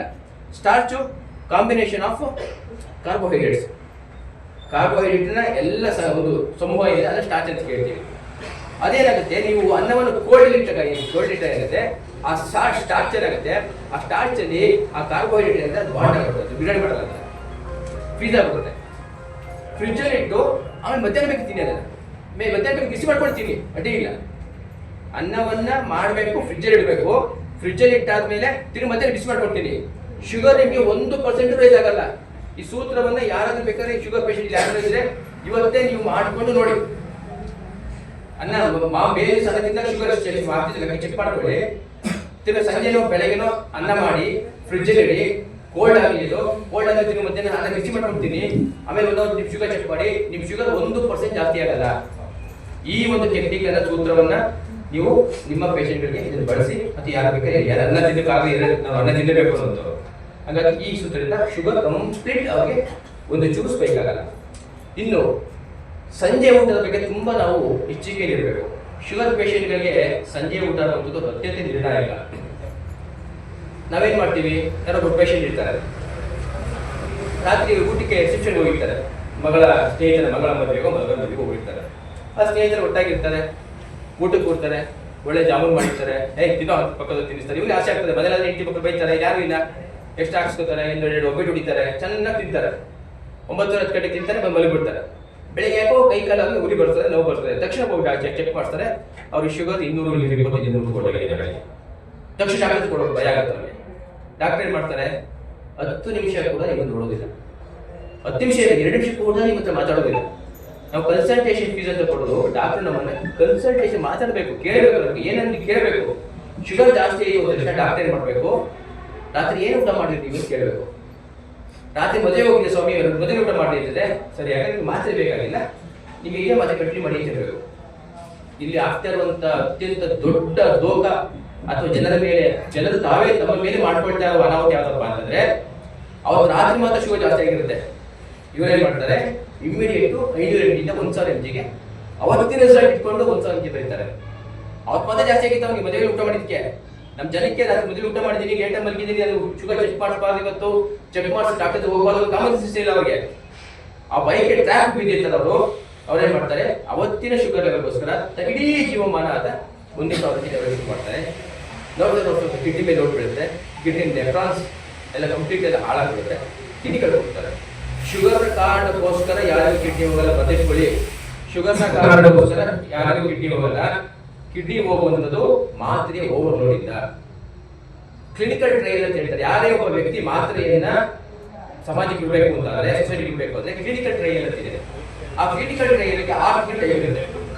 6 ತಿಂಗಳಲ್ಲಿ ಆತ ಬೇರೆ ಬೇರೆ ವಯೋಮಾನದ ಬೇರೆ ಬೇರೆ ರೋಗ ಇರುವಂತಹ ಬೇರೆ ಬೇರೆ ಪ್ರದೇಶದ ವ್ಯಕ್ತಿಗಳ ಮೇಲೆ ಆ ಕೆಮಿಕಲ್ ಕೊಟ್ಟು ಮಾತ್ರೆ ಕೊಟ್ಟು ಎಲ್ಲ ರಿಸಲ್ಟ್ ತಗೋಬೇಕು. ತಗೊಂಡಾದ್ಮೇಲೆ ಆ ವರದಿಯನ್ನ WHO ಕೊಡ್ತಾರೆ. ಕೊಟ್ಟೆಲ್ಲ ಪ್ರೂವ್ ಮಾಡುತ್ತೆ, ಇಷ್ಟು ಬೇರೆ ಬೇರೆ ಹೆಣ್ಮಕ್ಳು, ಗಂಡು ಮಕ್ಕಳು, 10 ವರ್ಷದ ಮಕ್ಕಳು, 20 ವರ್ಷದ ಮಕ್ಕಳು, ಮುದುಕರು ಎಲ್ಲರೂ ಕೊಟ್ಟರು ಸಹ ಇದು ಯಾವುದೇ ಡ್ಯಾಮೇಜ್ ಮಾಡೋದಿಲ್ಲ ಅಂತ ಸರ್ಟಿಫಿಕೇಟ್ ಕೊಡ್ತಾರೆ. ಸರ್ಟಿಫಿಕೇಟ್ ಕೊಡ್ತಾರೆ. ಇಲ್ಲಿ ಏನಾಗಿದೆ, ನಿಮ್ಗೆ ಶುಗರ್ ಮಾತ್ರೆ ಇರುವಂತದ್ದು ನಾವು ಲೈಫ್ ಲಾಂಗ್ ಇರುವಂತ ಮಾತ್ರೆ. 6 ತಿಂಗಳಲ್ಲಿ ಏನು ಗೊತ್ತಾಗಲ್ಲ, ನಿಮ್ಮ ದೇಹದಲ್ಲಿ ಆಗ್ತದ ಪರಿಣಾಮ 6 ತಿಂಗಳಲ್ಲಿ ಏನು ಗೊತ್ತಾಗಿರಲ್ಲ. ಕ್ಲಿನಿಕಲ್ ಟ್ರಯಲ್ ಮತ್ತೆ 6 ತಿಂಗಳು, 3 ತಿಂಗಳು ಮುಟ್ಟಿದೆ, ಬೇಕಾದ್ರೆ ಮಾತ್ರೆ ಉಪಯೋಗ ಮಾಡಬೇಕು, ಶುರು ಮಾಡಬೇಕು. ಇದು ನಿಮಗೆ ಲಾಂಗ್ ರನ್ ಅಲ್ಲಿ ಆಗುತ್ತದೆ, 8 ವರ್ಷ 10 ವರ್ಷ 5 ವರ್ಷ ಆಗುವುದರಿಂದ ಯಾವ ಕ್ಲಿನಿಕಲ್ ಟ್ರಯಲ್ ಸಹ ಈ ಮಾತ್ರೆಗಳಿಂದ ನಿಮ್ಗೆ ಕಿಡ್ನಿ ಹೋಗ್ತದೆ ಅನ್ನೋದು ಯಾರು ಪ್ರೂವ್ ಮಾಡಿಲ್ಲ. ಎಲ್ಲರಿಗೂ ಗೊತ್ತು. ನಂತರ ಬೆಂಗಳೂರಲ್ಲಿ 8-10 ಜನ ಡಾಕ್ಟರ್ ಇದ್ದಾರೆ, ದೊಡ್ಡ ಡಾಕ್ಟರ್ಗಳು. ಅವರಿಗೆ ಅಪ್ಪ ಅಮ್ಮನಿಗೆ ನಮ್ಮದು ಕುಳಿತವರು ಹೋಗ್ತಾರೆ. ಅದೇ ಪೇಷಂಟ್ ಗಳಿಗೆ ಕುಂಕಾಲಕ್ಕೆ ಹೋಗುವಾಗ ಯಾರು ಮಾತ್ರ ಕರೀತಾರೆ, ಆಯುರ್ವೇದಕ್ಕೆ ಹೋಗ್ಬೇಡ್ರಿ ಕಿಡ್ನಿ ಹೋಗ್ಬಿಡುತ್ತೆ ಅವ್ರು ತಿಳಿಸ್ತಾರೆ, ಯಾಕಂದ್ರೆ ಜೀವನ ಮಾಡ್ಬೇಕಲ್ಲ. ಹಾಗಾಗಿ ಈ ಮಾತ್ರೆಗಳಿಂದಾಗಿ, ಈ ಓವರ್ಲೋಡ್ ಮಾತ್ರೆಗಳಿಂದಾಗಿ ಅವರ ಕಿಡ್ನಿ ಹೋಗುತ್ತೆ. ಅಷ್ಟಿಗೆ ನಿಲ್ಲುವುದಿಲ್ಲ, ರೆಸಿಸ್ಟೆನ್ಸ್ ಬೆಳೆಸ್ಕೊಳ್ತೇವೆ ದೇಹ. 1 ಮಾತ್ರೆಯಿಂದ 2 ಮಾತ್ರೆ, 3, 4, 5, 6 ಹೋಗುತ್ತೆ. ಕೊನೆಗೆ ಇನ್ಸುಲಿನ್ ಹೋಗ್ತಾರೆ. ಇನ್ಸುಲಿನ್ ಹೋಗ್ತಾ ನಾನು ನೋಡ್ತಾ ಇದೀವಿ, ನಮ್ಮ ಅಕ್ಕಪಕ್ಕ ನಮ್ಮ ಮನೆಗಳೇ ನೋಡ್ತಾ ಇದೀವಿ, ಇಲ್ಲಿನ ಅನಾಹುತಗಳಾಗ್ತಾ ಇದೆ. ಹಾಗಾಗಿ ರಾತ್ರಿ ಊಟವನ್ನು ತುಂಬಾ ಕಮ್ಮಿ ಮಾಡಬೇಕು. ಕೇವಲ 1 ಲೋಟ ಸಿರಿಧಾನ್ಯದ ಗಂಜಿ ಸಾಕು, ಅಥವಾ ಒಂದೇ ಒಂದು ಚಪಾತಿ ಸಾಕು, ಅದು ಸಿರಿಧಾನ್ಯದ ಒಂದು ರೊಟ್ಟಿ ಸಾಕು, ಅಥವಾ ಇಷ್ಟಪ್ಪ ಮುದ್ದೆ ಸಾಕು. ಅದಕ್ಕೆ 2 ಸ್ಪೂನ್ ತುಪ್ಪ ತಿನ್ಬೇಕು. ಯಾವುದೇ ಶುಗರ್ ಪೇಷಂಟ್ಗೆ ನೀವು ತುಪ್ಪವನ್ನು ಅಡ್ವೈಸ್ ಮಾಡಿ. ಯಾರ್ಯಾರು ತುಪ್ಪ ತಿಂತಾರೋ ಆ ತುಪ್ಪ ತಿನ್ನವರ ಒಂದು ಶುಗರ್ ಲೆವೆಲ್ ಸ್ಪೈಕ್ ಆಗಲ್ಲ. ಇನ್ನೊಂದು, ನಮ್ಮ ಕುಟುಂಬದಲ್ಲಿ ಯಾರಾದ್ರೂ ವಿಷ ಕುಡಿದ್ಬಿಟ್ರು ಅಂತ ತಿಳ್ಕೊಳ್ಳಿ. ನಮ್ಮ ಕುಟುಂಬದಲ್ಲಿ ಯಾರಾದ್ರೂ ಹಾವು ಹಚ್ಚಿಬಿಡ್ತು ಅಂತ ತಿಳ್ಕೊಳ್ಳಿ. ನೀವು ಮಾಡಬೇಕಾದ ಮೊದಲನೇ ಪ್ರಾಥಮಿಕ ಒಂದು ಚಿಕಿತ್ಸೆ ಯಾವ್ದಪ್ಪ ಅಂತಂದ್ರೆ, ಆ ವ್ಯಕ್ತಿಗೆ ಎಷ್ಟು ಸಾಧ್ಯವೋ ಅಷ್ಟು ತುಪ್ಪವನ್ನು ಕುಡಿಸ್ಬೇಕು. ಕನಿಷ್ಠ ಒಂದು 1/4 ಲೀಟರ್ ಆಗುತ್ತೆ, 1/4 ತುಪ್ಪ ಕುಡಿಸಿ. ವಿಷ ಕುಡಿದ ಕೂಡಲೇ ಏನಾಗುತ್ತೆ, ಆ ಬ್ಲಡ್ ಜೊತೆ ಸೇರ್ಕೊಂಡು ಲಿವರ್ ಹೋಗುತ್ತೆ, ಲಿವರ್ ಡ್ಯಾಮೇಜ್ ಮಾಡ್ಬಿಡುತ್ತೆ. ಮೊನ್ನೆ ನಮ್ಮ ತುಂಬಾ ಗೊತ್ತಿರುವಂತವ್ರು ಹೆಣ್ಮಗಳು ಕೇವಲ ಒಂದು ಲಕ್ಷ್ಮಣ ರೇಖೆನ ಕುಡಿತಾಳೆ, ಅಂತ್ಯಕೃಷ್ಣ ಹುಡುಗಿ ಮನೆ ಮೊಬೈಲ್ ಕೊಡ್ತಿಲ್ಲ ಅಂತೇಳಿ ಕುಡಿತಾಳೆ. ಲಕ್ಷ್ಮಣ ರೇಖೆ ಕುಡಿದ ತಕ್ಷಣ ಲಿವರ್ ಸ್ವಲ್ಪ ಡ್ಯಾಮೇಜ್ ಆಗುತ್ತೆ, ಮಣಿಪಾಲ್ ಕರ್ಕೊಂಡು ಹೋಗ್ತಾರೆ. 35 ಲಕ್ಷ ರೂಪಾಯಿ ಕಿತ್ಕೊಳ್ತಾರೆ 6 ದಿವಸಕ್ಕೆ. 35 ಲಕ್ಷ ರೂಪಾಯಿ. ಅದು ಹುಡುಗಿ ಬರ್ತಲ್ಲ. ಆ ಹುಡುಗಿಗೆ ಏನಾದ್ರು ಅವ್ರು ಬರೀ 100 ml ತುಪ್ಪ ಕುಡಿಸಿದ್ರೆ ಹಾಗೆ ಮನೆಯಲ್ಲೇ ಇರ್ತಿದ್ದು, ಸಣ್ಣ ವಾಮಿಟ್ ಆಗ್ತಾ ಮನೆಯಲ್ಲಿ ಇರ್ತಿದ್ದು. ತುಪ್ಪ ಏನ್ ಮಾಡುತ್ತೆ, ರಕ್ತದಲ್ಲಿ ಯಾವುದೇ ವಿಷಕಾರಿ ಅಂಶಗಳನ್ನ ನಿಮ್ಗೆ ಬೇರೆ ತಕ್ಷಣ ಸ್ಪೈಕ್ ಆಗಿ ಬಿಡೋದಿಲ್ಲ. ಅಂದ್ರೆ 1 ಗಂಟೆಗೆ ಸ್ಪೈಕ್ ಆಗುವಂಥದ್ದು ನಿಮಗೆ 1 ದಿನ ಬೇಕಾಗುತ್ತೆ. ಅಷ್ಟರಲ್ಲಿ ನೀವು ಆಸ್ಪತ್ರೆಗೆ ಹೋಗಿ ತೋರಿಸ್ಕೊಂಡು ಏನೋ ಮಾಡಿ ಬದುಕೊಳ್ಬಹುದು. ಹಾಗಾಗಿ ಯಾರಾದ್ರೂ ಮನೆಯಲ್ಲಿ ಅವಘಡ ಆಗಿ ವಿಷ ಕುಡಿದ್ರೆ ಆಸ್ಪತ್ರೆಗೆ ಕರ್ಕೊಂಡು ಹೋಗಿ ಮುಂಚೆ ಇವಾಗ ಎಷ್ಟು ಸಾಧ್ಯವೋ ಅಷ್ಟು ತುಪ್ಪವನ್ನು ಕುಡಿಸಿ ಅವ್ರ ಜೀವ 100% ಉಳ್ಕೊಳ್ಳುತ್ತೆ. ಅವ್ರು ಇಷ್ಟವರೆಗೂ ಅಷ್ಟೇ ಫಸ್ಟ್ ತುಪ್ಪ ಕುಡಿಸಿ ಆಮೇಲೆ ಕರ್ಕೊಂಡು ಹೋಗಿ ಆಮೇಲೆ ಆಸ್ಪತ್ರೆಗೆ ತೋರಿಸಿ ಅಲ್ಲಿ ಏನು ಮೆಡಿಕೇಶನ್ ಕೊಡ್ತಾರೆ. ರಾತ್ರಿ ಊಟಕ್ಕೆ ನೀವು ಯಾರೇ ಶುಗರ್ ಪೇಷಂಟ್ಗಳು 2 ಸ್ಪೂನ್ ತುಪ್ಪ ತಿನ್ಬೇಕು, ಜೊತೆಗೆ 2 ಮೊಟ್ಟೆ ತಿನ್ಬೇಕು. ಯಾರ್ಯಾರು ಮಾಂಸಾಹಾರಿಗಳಲ್ವೋ ಅಂದ್ರೆ ಮೊಟ್ಟೆ ತಿನ್ನೋ ಅಭ್ಯಾಸ ಇದೆಯಲ್ಲ, ಅವರು ಪ್ರತಿನಿತ್ಯ 2 ಮೊಟ್ಟೆ ತಿನ್ಬೇಕು. ಅಕಸ್ಮಾತ್ ಕೆಲವರಿಗೆ ನಾನು 100 ಜನಕ್ಕೆ ಮೊಟ್ಟೆ ತಿನ್ನೋದು ಅಭ್ಯಾಸ ಮಾಡಿಸಿದ್ದೀನಿ ಸರ್, ನಾವು ಬ್ರಾಹ್ಮಣರು, ನಾವು ಲಿಂಗಾಯತರು, ನಾವು ಮೊಟ್ಟೆ ತಿನ್ನಿಲ್ಲ ಅಂತ ಹೇಳ್ತಾರೆ. ಆ ಮನೆಯ ವಾತಾವರಣ ಅಭ್ಯಾಸ. ನಾನು ಅವ್ರು ಕೇಳ್ತೀನಿ, ನೋಡಿ ನೀವು ಹಾಲು ಕುಡಿತೀರಿ ಅಲ್ವಾ? ಹೌದು ಸರ್, ಹಾಲು ಕುಡಿತೀವಿ. ಹಾಲು ಎಲ್ಲಿಂದ ಬರುತ್ತೆ? ಹಸುವಿನ ರಕ್ತದಿಂದ ಡಿರೈವ್ಡ್ ಆಗಿ ಹಾಲು. ಅದನ್ನ ನಾವು ಶಾಕಾಹಾರಿ ಅಂತ ಕುಡಿತೀವಿ, ಹೌದಲ್ವಾ? ಈ ಕೋಳಿ ಮೊಟ್ಟೆಯಲ್ಲಿ ಯಾವುದೇ ಜೀವದ ಅಂಶ ಇರೋದಿಲ್ಲ, ಅದು ಮರಿ ಆಗೋದಿಲ್ಲ. ಹಂಗಾಗಿ ಅದನ್ನು ನೀವು ಮಾಂಸಾಹಾರದ ದೃಷ್ಟಿಯಿಂದ ದಯವಿಟ್ಟು ಅರ್ಧಾಕಿ ಹೇಳ್ತೀನಿ. 100 ಜನ ಬ್ರಾಹ್ಮಣರು ಸಹ ಇವತ್ತು ಆರೋಗ್ಯ ದೃಷ್ಟಿಯಿಂದ ಮೊಟ್ಟೆ ತಿನ್ನಲಿಕ್ಕೆ ಶುರು ಮಾಡಿದ್ದಾರೆ. ರಾತ್ರಿ ಹೊತ್ತು 2 ಮೊಟ್ಟೆಯನ್ನು ಕಡ್ಡಾಯ ತಿನ್ಬೇಕು ಶುಗರ್ ಪೇಷಂಟ್ಗಳು.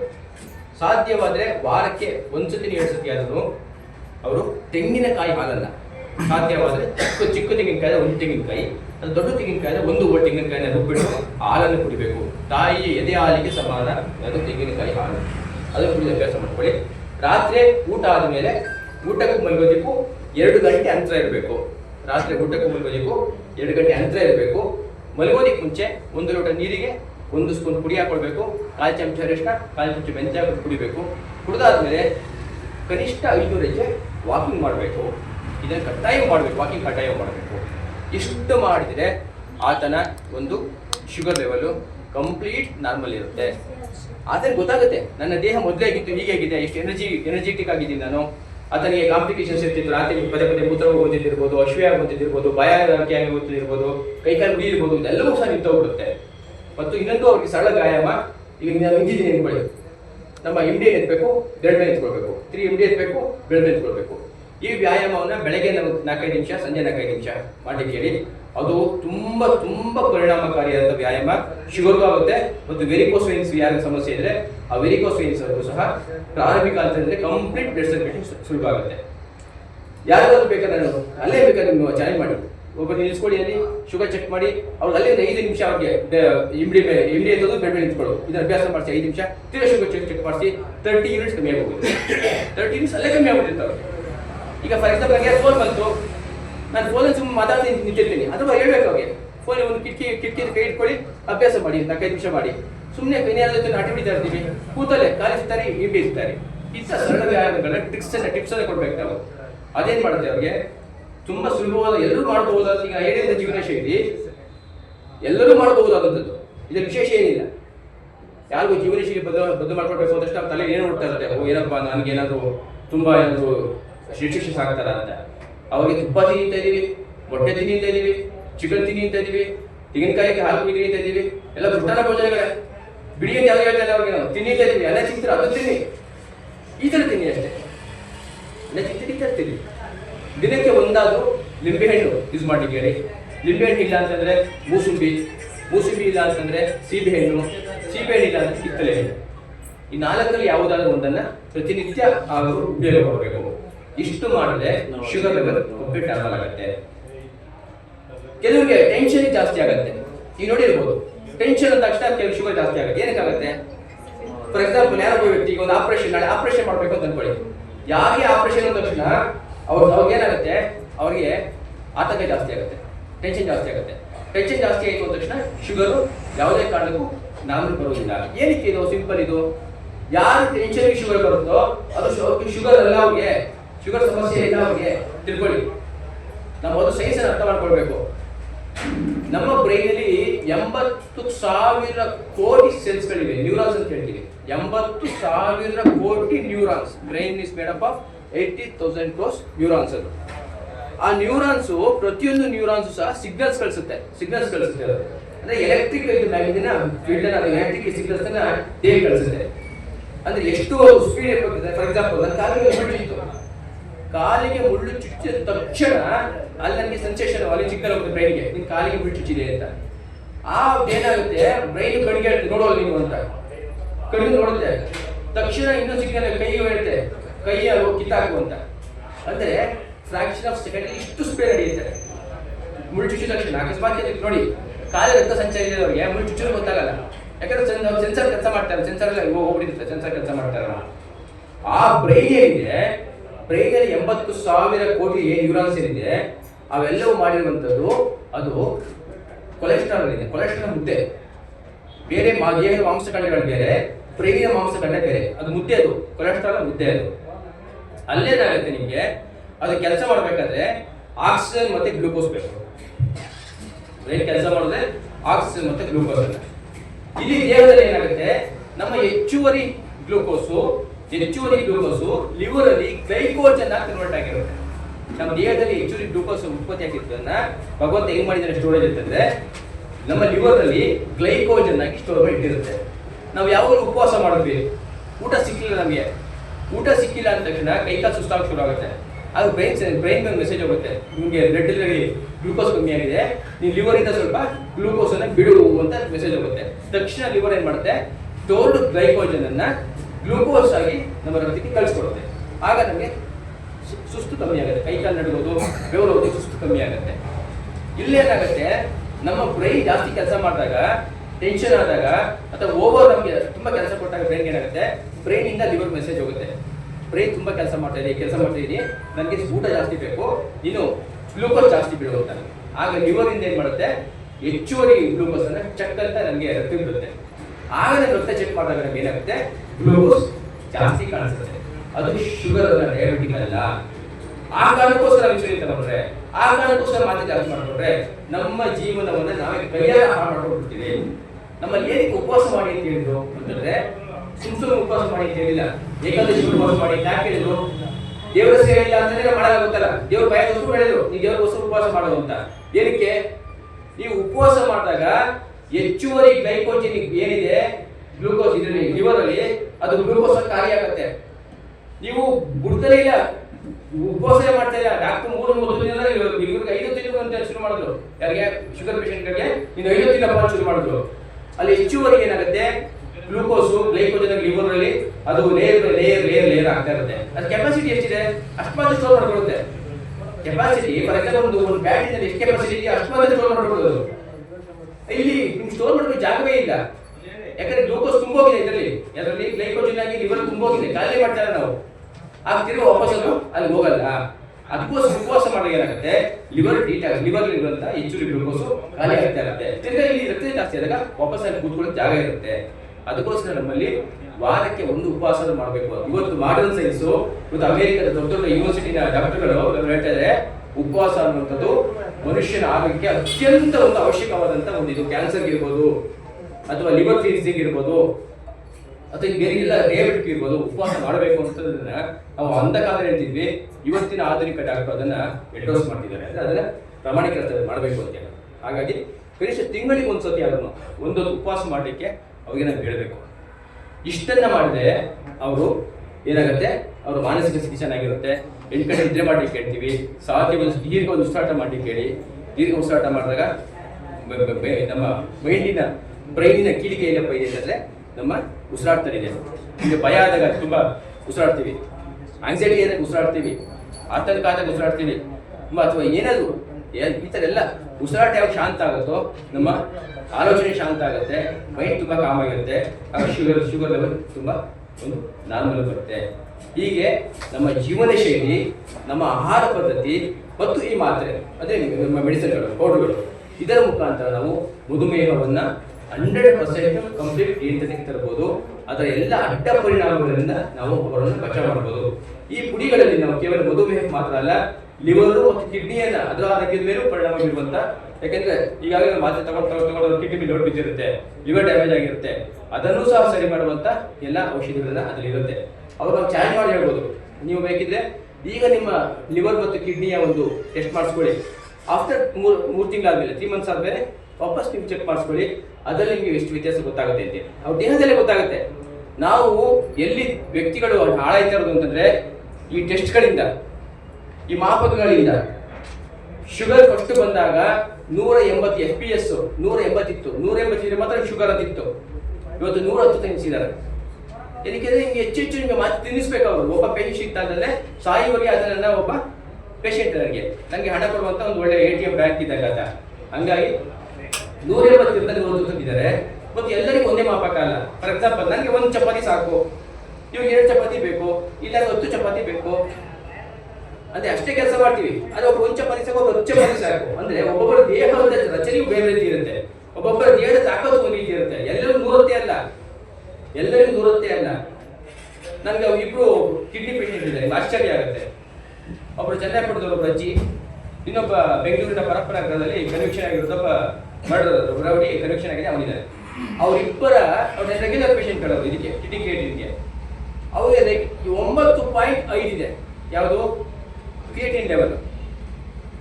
ಆಧುನಿಕ ಸೈನ್ಸ್ ಪ್ರಕಾರ ನಿಮಗೆ 5 ಕ್ರಿಯೇಟಿನ್ ಆಗಿಬಿಟ್ರೆ 5 ಆಗಿಬಿಟ್ರೆ ನೀವು you have to go for dialysis. Dialysis ಹೋಗ್ಲೇಬೇಕು ನೀವು. ಇದರಲ್ಲಿ ನಿಮ್ಗೆ ಮೂತ್ರ ಬರಲ್ಲ, ಮೂತ್ರ ಬಂದಾಗುತ್ತೆ, ಕೈ ಕಾಲು ಉತ್ಕೊಳುತ್ತೆ, ನೀರು ತುಂಬಿಕೊಳ್ಳುತ್ತೆ, ಉಸಿರಾಟ ಮಾಡ್ಲಿಕ್ಕೆ ಆಗಲ್ಲ. ಆದರೆ ರೆಗ್ಯುಲರ್ ನಾವು ಪುಡಿ ತಗೊಳ್ತಾರೆ, ಅವರು 3 ಥರ ಪುಡಿ ತೆಗೆದುಕೊಳ್ತಾರೆ. 9.5 ಇದೆ ಅವರಿಗೆ. ನಾವು ನೀವು ಹೇಗಿದ್ದೇವೋ ಅಷ್ಟೇ ಚೆನ್ನಾಗಿದ್ದಾರೆ, ಉಸಿರಾಟ ಚೆನ್ನಾಗಿ ಆಡ್ತಾರೆ, ಮೂತ್ರ ದಿನಕ್ಕೆ 6 ವರ್ಷದಲ್ಲಿ ಕರೆಕ್ಟಾಗಿ ಮೂತ್ರಕ್ಕೆ ಹೋಗ್ತಾರೆ, ಚೆನ್ನಾಗಿ ಊಟ ಮಾಡ್ತಾರೆ, ಚೆನ್ನಾಗಿ ಮೋಷನ್ ಹೋಗ್ತಾರೆ, ಹೆಲ್ದಿ ಪರ್ಸೆಂಟ್ ಹೇಗಿದ್ದಾರೆ. ಇದು ಸವಾಲು.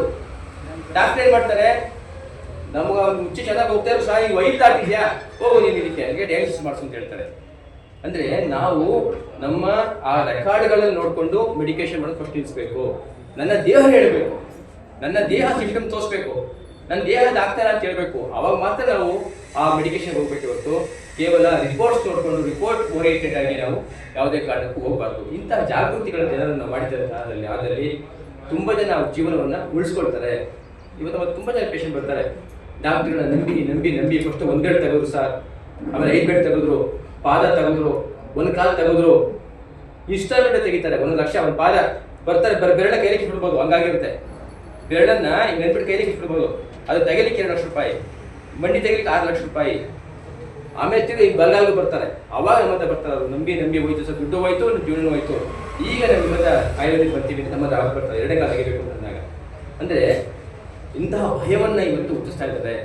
ನಾವುಗಳ ನಮ್ಮ ಮೇಲೆ ಹೊಣೆಗಾರಿಕೆ ಏನಪ್ಪಾ ಅಂದರೆ ಜನಗಳಿಗೆ ಒಂದು ವಿಶ್ವಾಸವನ್ನು ತುಂಬಬೇಕು, ಸತ್ಯವನ್ನು ಹೇಳಬೇಕು. ಅವ್ರ ತಕ್ಷಣ ಅರ್ಥವಾಗದೇ ಇತ್ತಿಲ್ಲ, ನಿಧಾನಕ್ಕೆ ಅರ್ಥ ಆಗ್ತಾರೆ. ಯಾಕಂದ್ರೆ ಸತ್ಯ ಪರ್ಮನೆಂಟ್. ಇದು ನಮ್ಮ ಜೀವನ ಶೈಲಿ, ಇದು ಸಾವಿರಾರು ವರ್ಷಗಳಿಂದ ಒಂದು ಜನರಿಗೆ ಆರೋಗ್ಯದ ಕೊಟ್ಟಂತ ದೇಶ ಇದು. ಮೊದಲು ಒಬ್ಬ ಪಂಡಿತ ಒಬ್ಬ ಇಡೀ ದೇಹದ ಅಷ್ಟು ಆರೋಗ್ಯ ಇದಕ್ಕೆ ಕೊಡ್ತಾ ಇದ್ದ, ರೋಗಕ್ಕೆ ಕೊಡ್ತಾ ಇದ್ದ. ಯಾಕೆಂದ್ರೆ ಗೊತ್ತು ವಾತ ಪಿತ್ತ ಕಫ ಅದನ್ನ ಶಮನ ಮಾಡ್ತಿದ್ರೆ ಆ ರಿಲೇಟೆಡ್ ಎಲ್ಲ ರೋಗಗಳು ಕಂಪ್ಲೀಟ್ ತೀರಾ ಹೋಗ್ತಾ ಇತ್ತು. ಈಗ ಹಂಗಲ್ಲ. ಈಗ ಸೈನ್ಸ್ ಜಾಸ್ತಿ ಆದಷ್ಟು, ಕಾಂಪಿಟೇಷನ್ ಜಾಸ್ತಿ ಆದಷ್ಟು, ದನದ ದಾಹ ಜಾಸ್ತಿ ಆದಷ್ಟು ಎರಗಡೆ ಯಾರಾಗನ್ಗೊಬ್ಬ, ಬಲಗಡೆ ಯಾರಾಗನ್ಗೊಬ್ಬ. ಈ ಒಬ್ಬ ಡಾಕ್ಟರ್ಗೆ ಹೋದ ಆ ಡಾಕ್ಟರ್ ಬರೀತಾರೆ, ಅವ್ರನ್ನೆಲ್ಲ ಒಪಿನಿಯನ್ ತೆಗೆದುಕೊಂಡು ನಂತರ ಬಾ ಅಂತ.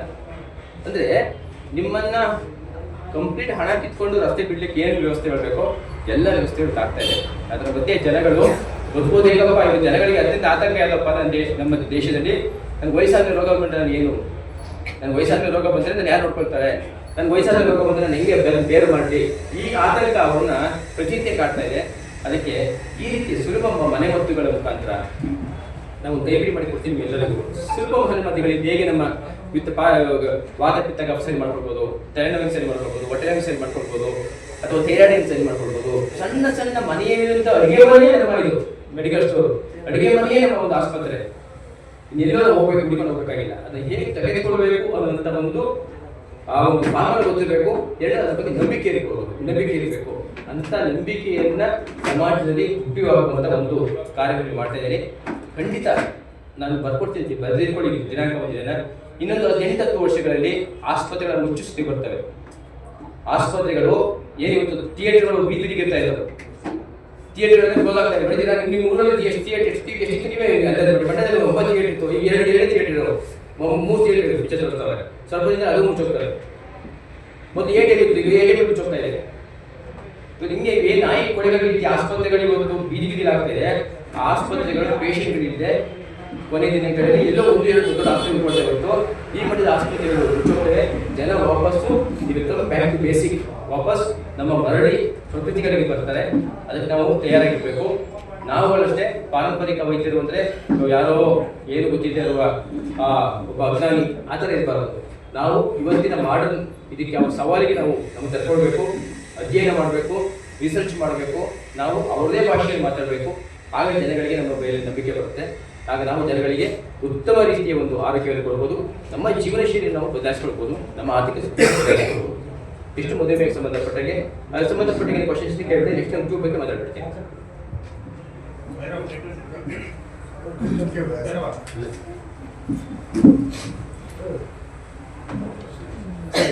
ನಾವು ಈ ಮಧುಲಕ್ಷ್ಮಿ ಚೂರ್ನ ತಗೊಳ್ಳುವಾಗ ಇಂಗ್ಲಿಷ್ ಮೆಡಿಸಿನ್ ಬಿಡಬೇಕಾ, ಅಲ್ಲ ಅವರು ಅದರೊಟ್ಟಿಗೆ ತಗೋಬೇಕು? ಮೊದಲನೇದು ಅವರಿಗೆ ಸ್ಪೆಷಾಲಿಟಿ ಆಗಬೇಕಾಗುತ್ತೆ. ಅವ್ರು ಹೇಳ್ಬೇಕು ಒಂದು ವಾರ ಒಟ್ಟಿಗೆ ತೊಗೊಳ್ಳಿ, ಒಂದು ವಾರ ಆದಮೇಲೆ 50% ತೊಗೊಳ್ಳುತ್ತೆ. ಫಾರ್ ಎಕ್ಸಾಂಪಲ್ ಬೆಳಗ್ಗೆ ಒಂದು ಮಾತ್ರೆ ಅಥವಾ ಮಾತ್ರೆ ತೊಗೊಳ್ತಾ ಇರ್ತಾರೆ, ಅದು ಬೆಳಗ್ಗೆ ಅರ್ಧ ಮಾಡಿ ರಾತ್ರಿ ಅರ್ಧ ಮಾಡಿ ಇರ್ತೇವೆ. ಅಂದರೆ ಅದು ಒಂದು 50% ಕಟ್ ಆಫ್ ಆಯ್ತು, ಆಯ್ತಾ? ಆಮೇಲೆ ಹೇಳಿ ನಿಮ್ಮ ದೇಹ ನಿಮಗೆ ಗೊತ್ತಾಗುತ್ತೆ ಯಾವ ಬಿಡಬೇಕು ಅಂತ ಅವ್ರಿಗೆ ಬಿಡ್ತಾರೆ. ಸರ್, ಈಗ ಊಟಕ್ಕಿಂತ ಮುಂಚೆನೇ ನಾವು ಚೂರ್ನ ಸಜೆಸ್ಟ್ ಮಾಡಿದ್ರೆ ಬೆಸ್ಟ್ ರಿಸಲ್ಟಿಗೆ. ಊಟ ಆದ್ಮೇಲೆ, ನೈಟ್ ಊಟ ಆದ್ಮೇಲೆ ಏನಿದೆ, ಬೆಳಿಗ್ಗೆ ಊಟಕ್ಕಿಂತ ಮುಂಚೆ ಬೆಳಿಗ್ಗೆ ಹಲವು ತೊಗೊಳ್ಬೇಕು, ರಾತ್ರಿ ಊಟ ತೊಗೊಳ್ಬೇಕು. ಅದಕ್ಕೆಲ್ಲ ಆಗೋದಿಲ್ಲ ಅಂದರೆ ಊಟ ಮುಚ್ಚಿ ತಗೊಂಡು ನಡೀಲಿ. ಸರ್, ನೈಟ್ ತೊಗೊಳ್ಳೋದ್ರಲ್ಲಿ ಅರಿಶಿನ ಮತ್ತೆ ಏನೇ ಹೇಳ್ತೀವಿ? ಅರಿಶಿನ ಮತ್ತೆ ಮೆಂತ್ಯ ಹಾಕ್ಬೇಕು. ಅದನ್ನ ನಾವು ಪುಡಿ ಮಾಡಿ ಇಟ್ಕೊಂಡಾಗ ಯಾವ ಥರ ಸರ್? ಅದು ಪುಡಿ ಮಾಡಿ ಬಿಡ್ತೀವಿ. ಒಂದು ಜಾರ್ನಲ್ಲಿ 2 ಮಿಕ್ಸ್ ಮಾಡಿ ಪುಡಿ ಮಾಡ್ಕೊಬಿಟ್ರೆ 2 ಸೇರಿ 1 ಸ್ಪೂನ್ ಹಾಕೊಂಡ್ರೆ ಆಯ್ತು. ಇಲ್ಲ 1/2 ಸ್ಪೂನ್ 1/2 ಸ್ಪೂನ್ ನಾವು ಇಲ್ಲೇ ಹಾಕ್ಬೋದು, ಅಡಿ ಇಲ್ಲ ಹೇಳ್ತಾರ. ಇದನ್ನ ಹಾಕಿದ್ರೆ ಇದಕ್ಕೆ ಹಾಕ್ಬೇಕಾದಂತ ಅವ್ರು ಸಿಗದೇ ಇರುವಂತ ವಸ್ತುಗಳು ಇದರಲ್ಲಿದೆಯಲ್ಲ ಅದನ್ನ ಪ್ರಪೋರ್ಷನ್ ಕಮ್ಮಿ ಆಗ್ಬಿಡುತ್ತೆ. ನಾವು ಇದನ್ನೇ ಮೆಂತ್ಯ ಪೌಡ್ರು ಮತ್ತೆ ಇದನ್ನ ಹಾಕಿದ್ರೆ ಡೈರೆಕ್ಟ್ ಆಗಿ ಚೂರ್ಣ, ಕೆಲವರು ಮೆಂತ್ಯ ನೀರು ಬೆಳಿಗ್ಗೆ ಕುಡಿತಾರೆ. ಸರ್, ಇದು ಬಾರ್ಲಿಯಲ್ಲಿ ಯಾಕೆ ನಾವು ಇದನ್ನ ಸಜೆಸ್ಟ್ ಮಾಡಿದ್ರೆ ಬೆಸ್ಟ್? ಯಾಕೆ ಬಾರ್ಲಿ ಇಲ್ಲದೆ ಡೈರೆಕ್ಟ್ ಆಗಿ ನಾವು ಚೂರ್ಣನೇ ಯೂಸ್ ಮಾಡ್ತೀವಿ. ಬಾರ್ಲಿ ಇರುವಂತದ್ದು ದೇಹವನ್ನು ತಂಪಾಗಿರುತ್ತೆ. ಮೊದಲಿಗೆ ಇದು ನಮ್ಮ ಬಾಡಿ ಕೆಲವು ಹೀಟ್ ಆಗುತ್ತೆ, ಕೆಲವು ಹೀಟ್ ಆಗುತ್ತೆ. ಒಂದು ಎರಡನೇದಾಗುತ್ತೆ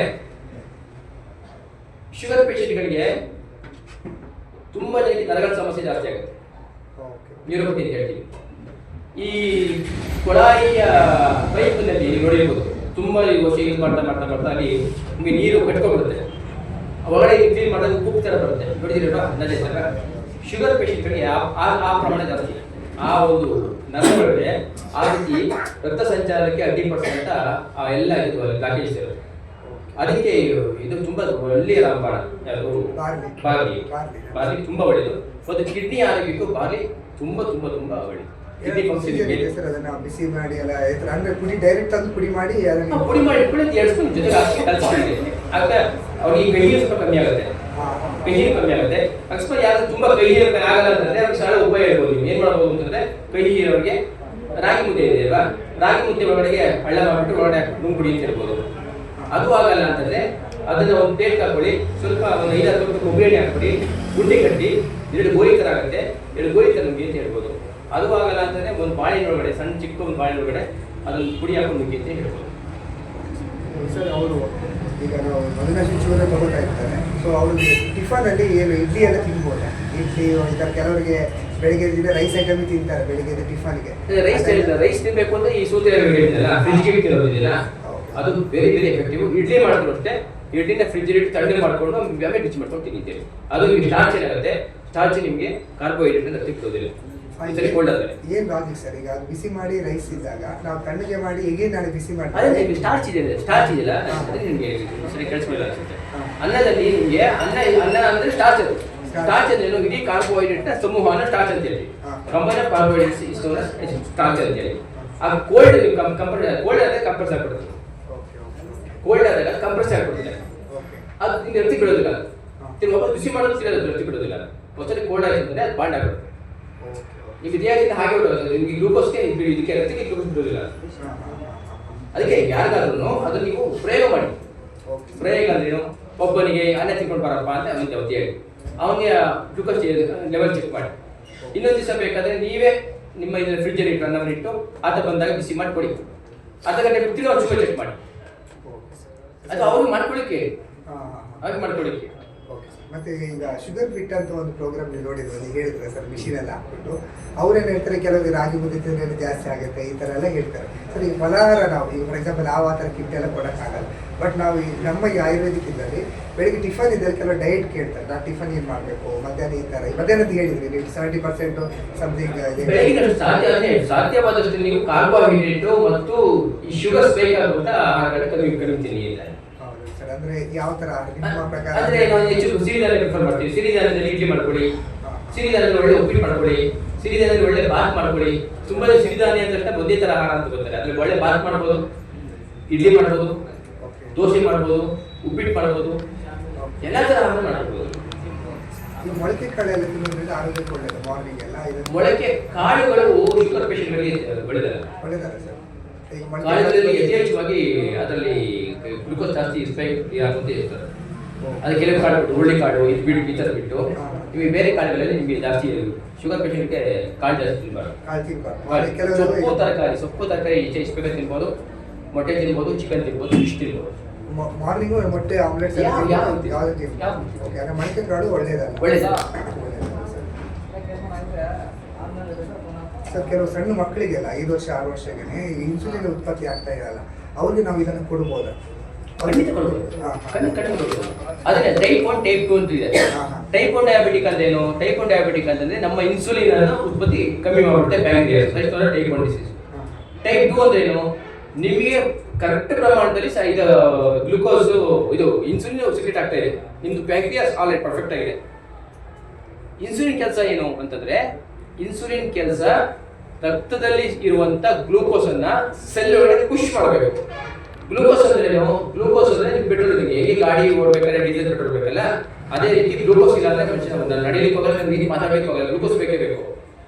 ಆ ಗ್ಲೂಕೋಸ್ ಅನ್ನ ಸೆಲ್ ಒಳಗಡೆ ತಳ್ಳಬೇಕಾದ್ರೆ ಗ್ಲೂಕೋಸ್ ತಗೊಳ್ಳೋದಿಲ್ಲ. ಈ ಸೆಲ್ಗಳು ಯಾವುದೇ ಫಾರಿನ್ ಮೆಟೀರಿಯಲ್ ಒಳಗೆ ತಗೊಳ್ಳೋದಿಲ್ಲ. ಅದಕ್ಕೆ ಏನ್ ಮಾಡಬೇಕು? ಇನ್ಸುಲಿನ್ ಅನ್ನೋದು ಅದು ಕೀರಿಕೆ, ಅದು ಲಾಕ್ ಓಪನ್. ಇನ್ಸುಲಿನ್ ಹೋಗಿ ಲಾಕ್ ಓಪನ್ ಮಾಡಬೇಕು ಮೇಲೆ ಗ್ಲೂಕೋಸ್ ರಕ್ತದ ಒಳಗಡೆ ಹೋಗುತ್ತೆ. ಗ್ಲೂಕೋಸ್ ರಕ್ತದ ಒಳಗಡೆ ಹೋಗುತ್ತೆ. ಈ ಟೈಪ್ 2 ಡಯಾಬಿಟಿಕ್ಸ್ ಅನ್ನೋರಿಗೆ ಏನಾಗುತ್ತೆ, ಈ ಸೆಲ್ಗಳು ಆ ಇನ್ಸುಲಿನ್ ರೆಸಿಸ್ಟೆನ್ಸ್ ಬೆಳೆಸ್ಕೊಬಿಡ್ತವೆ. ಅಂದ್ರೆ ಇನ್ಸುಲಿನ್ ಭಾಗಗಳನ್ನು ಕೀ ಓಪನ್ ಮಾಡುವಾಗ ಓಪನ್ ಆಗೋದಿಲ್ಲ ಅವು. ಅದು ಇನ್ಸುಲಿನ್ ರೆಸಿಸ್ಟೆನ್ಸ್ ಅಂತ ಹೇಳಿ. ಅದಕ್ಕೋಸ್ಕರ ಅವ್ರು ಏನ್ ಮಾಡ್ತಾರೆ, ಈ ಟೈಪ್ 2 ಡಯಾಬಿಟಿಕ್ ಬಂದವರು ತುಂಬಾ ವೆಯ್ಟ್ ಲಾಸ್ ಆಗ್ಬಿಡ್ತಾರೆ, ತುಂಬಾ ದಪ್ಪಾಗಿರ್ತಾರೆ, ನೋಡ್ತಾ ಸಣ್ಣ ಆಗಿರ್ತಾರೆ. ಶುಗರ್ ಬಂದು ಸಣ್ಣ ಆಗ್ತದೆ, ಟೈಪ್ 2 ಡಯಾಬಿಟಿಕ್ ಇದೆ ಅಂತ. ಅವಾಗ ಇನ್ಸುಲಿನ್ ಕರೆಕ್ಟಾಗಿ ಉತ್ಪತ್ತಿ ಆಗ್ತಾ ಇರುತ್ತೆ, ಪ್ಯಾಂಕ್ರಿಯಾಸ್ ಕರೆಕ್ಟಾಗಿ ಇರುತ್ತೆ. ಅದೇ ರಕ್ತಕ್ಕೆ ಇನ್ಸುಲಿನ್ ಹೋಗ್ತಾ ಇರಲ್ಲ, ಆ ಸೆಲ್ಗಳಿಗೆ ಇನ್ಸುಲಿನ್ ಇಂದ ಗ್ಲೂಕೋಸ್ ಹೋಗ್ತಾ ಇರಲ್ಲ. ಆಗೇನಾಗುತ್ತೆ, ಗ್ಲೂಕೋಸ್ ಎಲ್ಲ ಪೂರ್ತಿ ಮೂತ್ರದ ಮುಖಾಂತರ ದೇಹದ ಆಚೆ ಹೊರಟೋಗುತ್ತೆ. ಹಂಗಾಗಿ ಅವ್ರಿಗೆ ಅತಿ ಮೂತ್ರ ಜಾಸ್ತಿ ಮೂತ್ರ ಹೋಗ್ತಾ ಇರುತ್ತೆ, ವೆಯ್ಟ್ ಲಾಸ್ ಆಗ್ತಾ ಇರ್ತಾರೆ, ತುಂಬ ಅಶ್ವಿ ಜಾಸ್ತಿ ಆಗ್ಬಿಡುತ್ತೆ. ವೆಯ್ಟ್ ಲಾಸ್ ಆಗೋ ಕಾರಣಕ್ಕೋಸ್ಕರ ಅವ್ರಿಗೆ ತುಂಬ ಅಶ್ವಿ ಜಾಸ್ತಿ ಆಗುತ್ತೆ. ಇದು ಟೈಪ್ 2 ಡಯಾಬಿಟಿಕ್. ಹಾಗೆ ಈ ಮೆಡಿಸಿನ್ ಇಬ್ಬರಿಗೂ ಆಗುವಂಥದ್ದು ಈ ಒಂದು ನಮ್ಮ ಕಿಚ್ಚುಳದಲ್ಲಿ ಇದೆ. ಟೈಪ್ 1 ಇದ್ದವರು ಈಗ ಫಾರ್ ಎಕ್ಸಾಂಪಲ್ ಸಣ್ಣ ಮಕ್ಕಳಿದ್ರು ಅವರು ಈ ನಾರ್ಮಲ್ ಸ್ಟೇಜ್ಗೆ ಬರ್ಬೋದು ಇದರಿಂದ? ಖಂಡಿತ ಬರ್ಬೋದು. ಟೈಪ್ 1 ಇದ್ದ ಖಂಡಿತ. ಈಗ ಡಯಾಲಿಸಿಸ್ ಅಲ್ಲಿ ಇರ್ತಾರೆ ಕೆಲವರು, ಡಯಾಲಿಸಿಸ್ ಸ್ಟೇಜಲ್ಲಿ ಹೋಗಿ ಅವ್ರ ಪರಿಸ್ಥಿತಿ ಹಂಗೆ ಆಗಿರುತ್ತೆ ಶುಗರ್ ಇಂದ. ಆ ಕಂಡೀಷನ್ ಅಲ್ಲಿ ನಾವು ಇದನ್ನ ಸಜೆಸ್ಟ್ ಮಾಡಿದ್ರೆ ಅವ್ರು ಡಯಾಲಿಸಿಸ್ ಹೊರಗಡೆ ಬರೋಕ್ಕಾಗುತ್ತೆ. ಡಯಾಲಿಸಿಸ್ ಅಲ್ಲಿ ಶುಗರ್ ಹೊರಟೋಗಿರುತ್ತೆ, ಅದು ಬೇರೆ ಡಯಾಲಿಸಿಸ್ ಒಂದ್ಸರಿ ಹೋಯ್ತು ಅಂದ್ರೆ ನೀವು ಶುಗರ್ ಅಂತ ತಗೊಳ್ಳೋಂಗಿಲ್ಲ. ನಿಮ್ಗೆ ಶುಗರ್ ಕಮ್ಮಿ ಆಗುತ್ತೆ, ನಿಮಗೆ ಶುಗರ್ ಕಡಿಮೆ ಶುಗರ್ ಹೊರಟೋಗುತ್ತೆ. ಡಯಾಲಿಸಿಸ್ ಅವ್ರಿಗೆ ಫಸ್ಟ್ ಡಯಾಲಿಸಿಸ್ ಶುಗರ್ ಇಂದಾಗಿ ಮಾತ್ರ ಡಯಾಲಿಸಿಸ್ ಬರುತ್ತೆ, ಕಿಡ್ನಿ ಹೋಗುತ್ತೆ. ಕಿಡ್ನಿ ಹೋದ್ರೆ ಶುಗರ್ ಹೊರಟೋಗುತ್ತೆ. ಅವ್ರು ಯಾರು ಮಾತೆ ಕೊಡೋಲ್ಲ, ತಿನ್ಲಿಕ್ಕೆ ಆಗಲ್ಲ. ಅವರು ಇದು ಕೊಟ್ಟರು ಯೂಸ್ ಇಲ್ಲ. ಅವ್ರಿಗೆ ಕಿಡ್ನಿ ಫಂಕ್ಷನ್ಗೆ ಕಿಡ್ನಿ ರೀನಾಸ್ ಅಂತ ಹೇಳ್ತೀವಿ. ರೀನಾಸ್ ಅಂತ ನೆಪ್ರಾನ್ಸ್ ಅಂತ ಇರುತ್ತೆ ಕಿಡ್ನಿನಲ್ಲಿ. ನೆಪ್ರಾನ್ಸ್ ಅಂತಂದ್ರೆ ಭಗವಂತ ಎಂತ ಅದ್ಭುತ ಸೃಷ್ಟಿ ಮಾಡಿದೆ ಅಂತಂದ್ರೆ, ಒಂದು ಕಿಡ್ನಿಯಲ್ಲಿ 10 ಲಕ್ಷ ನೆಪ್ರಾನ್ಸ್ ಇರುತ್ತೆ. 10 ಲಕ್ಷ ನೆಪ್ರಾನ್ಸ್. ಒಂದು ನೆಪ್ರಾನ್ಸ್ ಅಂತಂದ್ರೆ ಒಂದು ಜರಡಿ. ನಮ್ಮ ಮನೆಯಲ್ಲಿ ರಾಗಿ ಒಂದೇ ಹೇಳ್ತೀವಲ್ಲ, ಜರಡಿ, ಒಂದು ಜರಡಿ ಅಂತ 10 ಲಕ್ಷ ಜರಡಿನ ಭಗವಂತ ನಮಗೆ ಒಂದು ಕಿಡ್ನಿ ಕೊಟ್ಟಿರ್ತಾನೆ. ನಮ್ಮ ತುಂಬಾ ಜನ ಪೇಷಂಟ್ ಬರ್ತಾರೆ, 26, 27, 28, 30 ವರ್ಷ ಒಳಗಡೆ ಕಿಡ್ನಿ ಹೋಗ್ತಿರ್ತಾರೆ. ಕೇಳ್ತೀವಿ ಕುಡಿತೀರಾ ಅಂದ್ರೆ ಕುಡಿಯಲ್ಲ, BP ಅಂದ್ರೆ BP ಇಲ್ಲ, ಶುಗರ್ ಇದೆ ಅಂದ್ರೆ ಶುಗರ್ ಇಲ್ಲ. ಏನು ಕಿಡ್ನಿ ಹೋಯ್ತು? ದಿನಕ್ಕೆ 8 ರಿಂದ 10 ಟೀ ಕುಡಿತಾ ಇರ್ತಾನೆ. ಎಷ್ಟು ಟೀ ಕುಡಿತಾ ಇರ್ತಾನೆ? ಈ ಪ್ಲಾಸ್ಟಿಕ್ ಇದು ಕಾಯಿದು ಪೇಪರ್ ಒಟ್ಟು ಕುಡಿತಾ ಇರ್ತಾನೆ. ನಾಲ್ಕು ಇಟ್ಕೊಳ್ಳಿ, ಒಂದು ಪೇಪರ್ ಲೋಟದಲ್ಲಿ ಒಂದು ಟೈಮ್ ನಾವು ಟೀ ಕುಡಿದ್ರೆ ನೀವು 3 ತಿಂಗಳು ಫುಲ್ ಬಾಟ್ಲು ಎಣ್ಣೆ ಕುಡಿದಷ್ಟು ಸಮ ಆಗುತ್ತೆ. 3 ತಿಂಗಳು ಫುಲ್ ಬಾಟ್ಲು ಎಣ್ಣೆ ಕುಡಿದಷ್ಟು ಸಮ. ಒಳಗಡೆ ಏನಾಗುತ್ತೆ, ನಮ್ಮ ದೇಶದಲ್ಲಿ ಮೊದಲು ಮಾಡಬೇಕಾಗಿರೋದು ಏನಾದರೂ ಸರ್ಕಾರಗಳು ಬದುಕಿದ್ರೆ, ಜನರ ಬಗ್ಗೆ ಅವ್ರಿಗೆ ಕಳಕಳಿ ಇದ್ರೆ ಇದನ್ನ ಬ್ಯಾನ್ ಮಾಡಬೇಕು. ಒಳಗಡೆ ವ್ಯಾಕ್ಸ್ ಹಾಕಿರ್ತಾರೆ, ವ್ಯಾಕ್ಸ್ ಕೋಟ್ ಹಾಕಿರ್ತಾರೆ. ನೀವು ಬಿಸಿ ಆಗೋ ತಕ್ಷಣ ವ್ಯಾಕ್ಸ್ ಕರಗತ್ತೆ, ಕರಗಿದ್ದು ಒಳಗಡೆ ಹೋಗುತ್ತೆ. ಈ ಕಿಡ್ನಿ ನೀರು ಎಲೆಕ್ಟ್ರಾನ್ಸ್ ಇದೆಯಲ್ಲ, ಸೂಕ್ಷ್ಮ ಹೋಲ್ಸ್ಕೊಳ್ಳೋದು ಅಲ್ಲೋಗಿ ಜಾಮ್ ಆಗ್ಬಿಡ್ತವೆ. ಜಾಮ್ ಆಗ್ಬಿಟ್ರೆ ಯಾವುದೇ ಕಾರಣಕ್ಕೂ ಆಚೆ ತೆಗಿಲಿಕ್ಕಾಗಲ್ಲ ವ್ಯಾಕ್ಸನ್ನು. ಇಂಥ ಒಂದು ಸಣ್ಣ ಸಣ್ಣ ತಪ್ಪಿನಿಂದಾಗಿ ನಮ್ಮ ಜನ ಕಿಡ್ನಿ ಕಳ್ಕೊಳ್ತಾ ಇದ್ದಾರೆ. ದಯವಿಟ್ಟು ನೀವುಗಳು ಅಷ್ಟೇ ಯಾವುದೇ ಕಾರಣಕ್ಕೂ ಆ ಲೋಟಗಳಲ್ಲಿ ಟೀ ಕಾಫಿ ಕುಡಿಬೇಡಿ. ಅಂಗಡಿಗೆ ಹೋದಾಗ ಅವ್ರಿಗೆ ಹೇಳ್ಬೇಕು, ಇನ್ನು ಗಾಜು ಲೋಟ ತಗೊಡು ಅಥವಾ ಸ್ಟೀಲ್ ಲೋಟ ತಗೊಡು, ಇನ್ನು ನಾನು ಕುಡಿಯಲ್ಲ ಅಂತ. 4 ಜನ ಹೇಳ್ತಾರೆ, ಏನಾಗುತ್ತೆ ಅವ್ನು ಏನು ಮಾಡ್ತಾನೆ, ತಂದಿರ್ತಾನೆ, ಆಗ ಗಾಜು ಲೋಟನ್ನು ಸ್ಟೀಲ್ ಲೋಟ ತಂದಿರ್ತಾನೆ.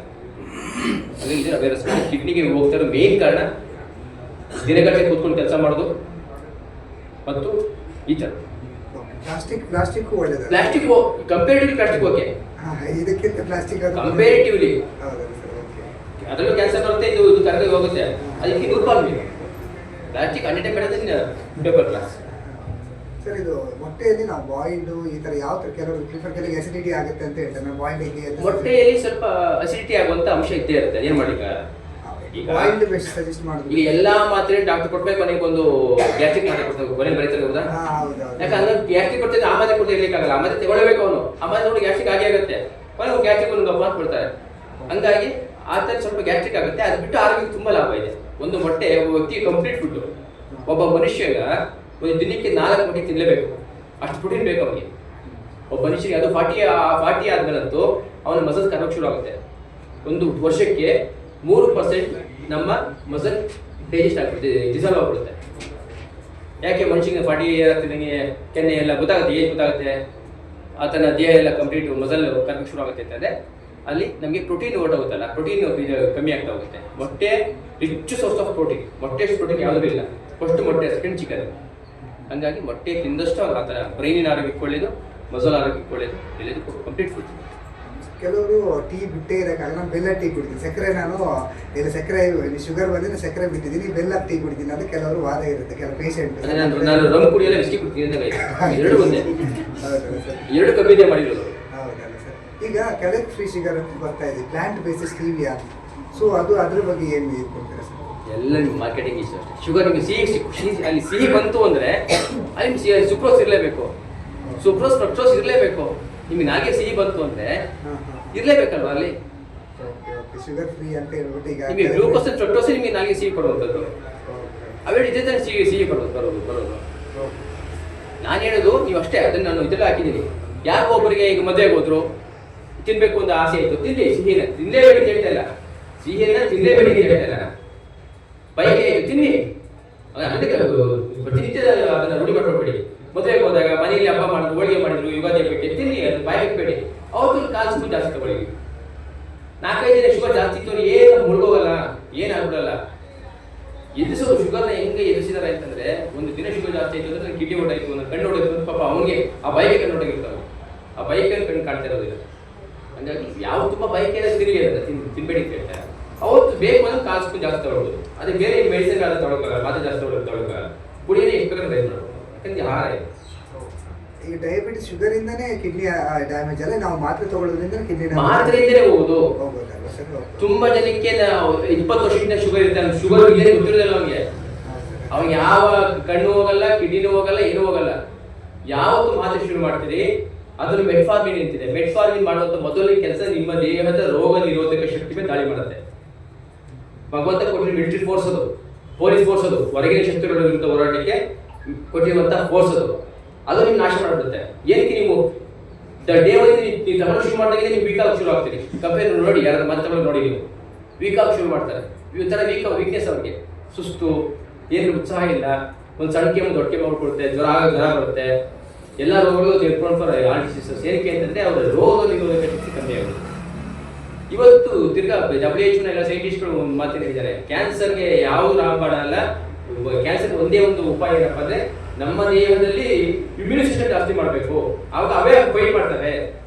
ಒಳ್ಳೆ ಒಂದು ಶಕ್ತಿ ಇದೆಯಲ್ಲ, ಕಿಮೊಥೆರಪಿ ಕೊಟ್ಟು ಸಾಯಿಸ್ಬಿಡ್ತೀವಿ ಅದನ್ನು. ಒಳ್ಳೆ ಸೆಲ್ಸಲ್ಲಿ ಸಾಯಿಸ್ಬಿಡ್ತೀವಿ ನಾವು.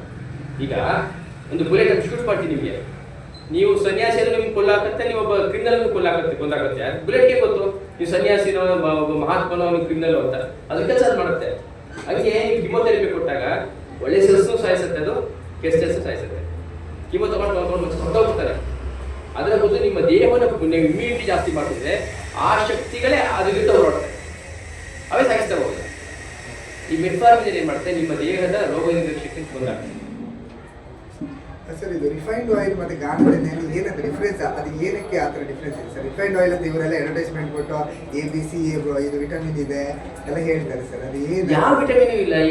ಈಗ ನಾವು ಎಂತ ಇದೆ ಅಂದ್ರೆ ಈ ಕ್ವಾಲಿಟಿ ಉಪ್ಪು ಇದೆ ಅನ್ನೋದು. ಉಪ್ಪು ನಮ್ಮಲ್ಲಿ ಉಪ್ಪು ಇಲ್ವಾ ಅಂದ್ರೆ ಉಪ್ಪು ತಿಕ್ಕೋದಿಲ್ಲ. ಕ್ವಾಲಿಟಿ ಉಪ್ಪರಿಗೆ 100 ರೂಪಾಯಿ ತಗೋಬೇಕು. ಅದೇ ಮಾರ್ಕೆಟಿಂಗ್ ಇದಷ್ಟೇ, ಅದು ಸ್ಟ್ರಾಟಜಿ ಅಷ್ಟೇ.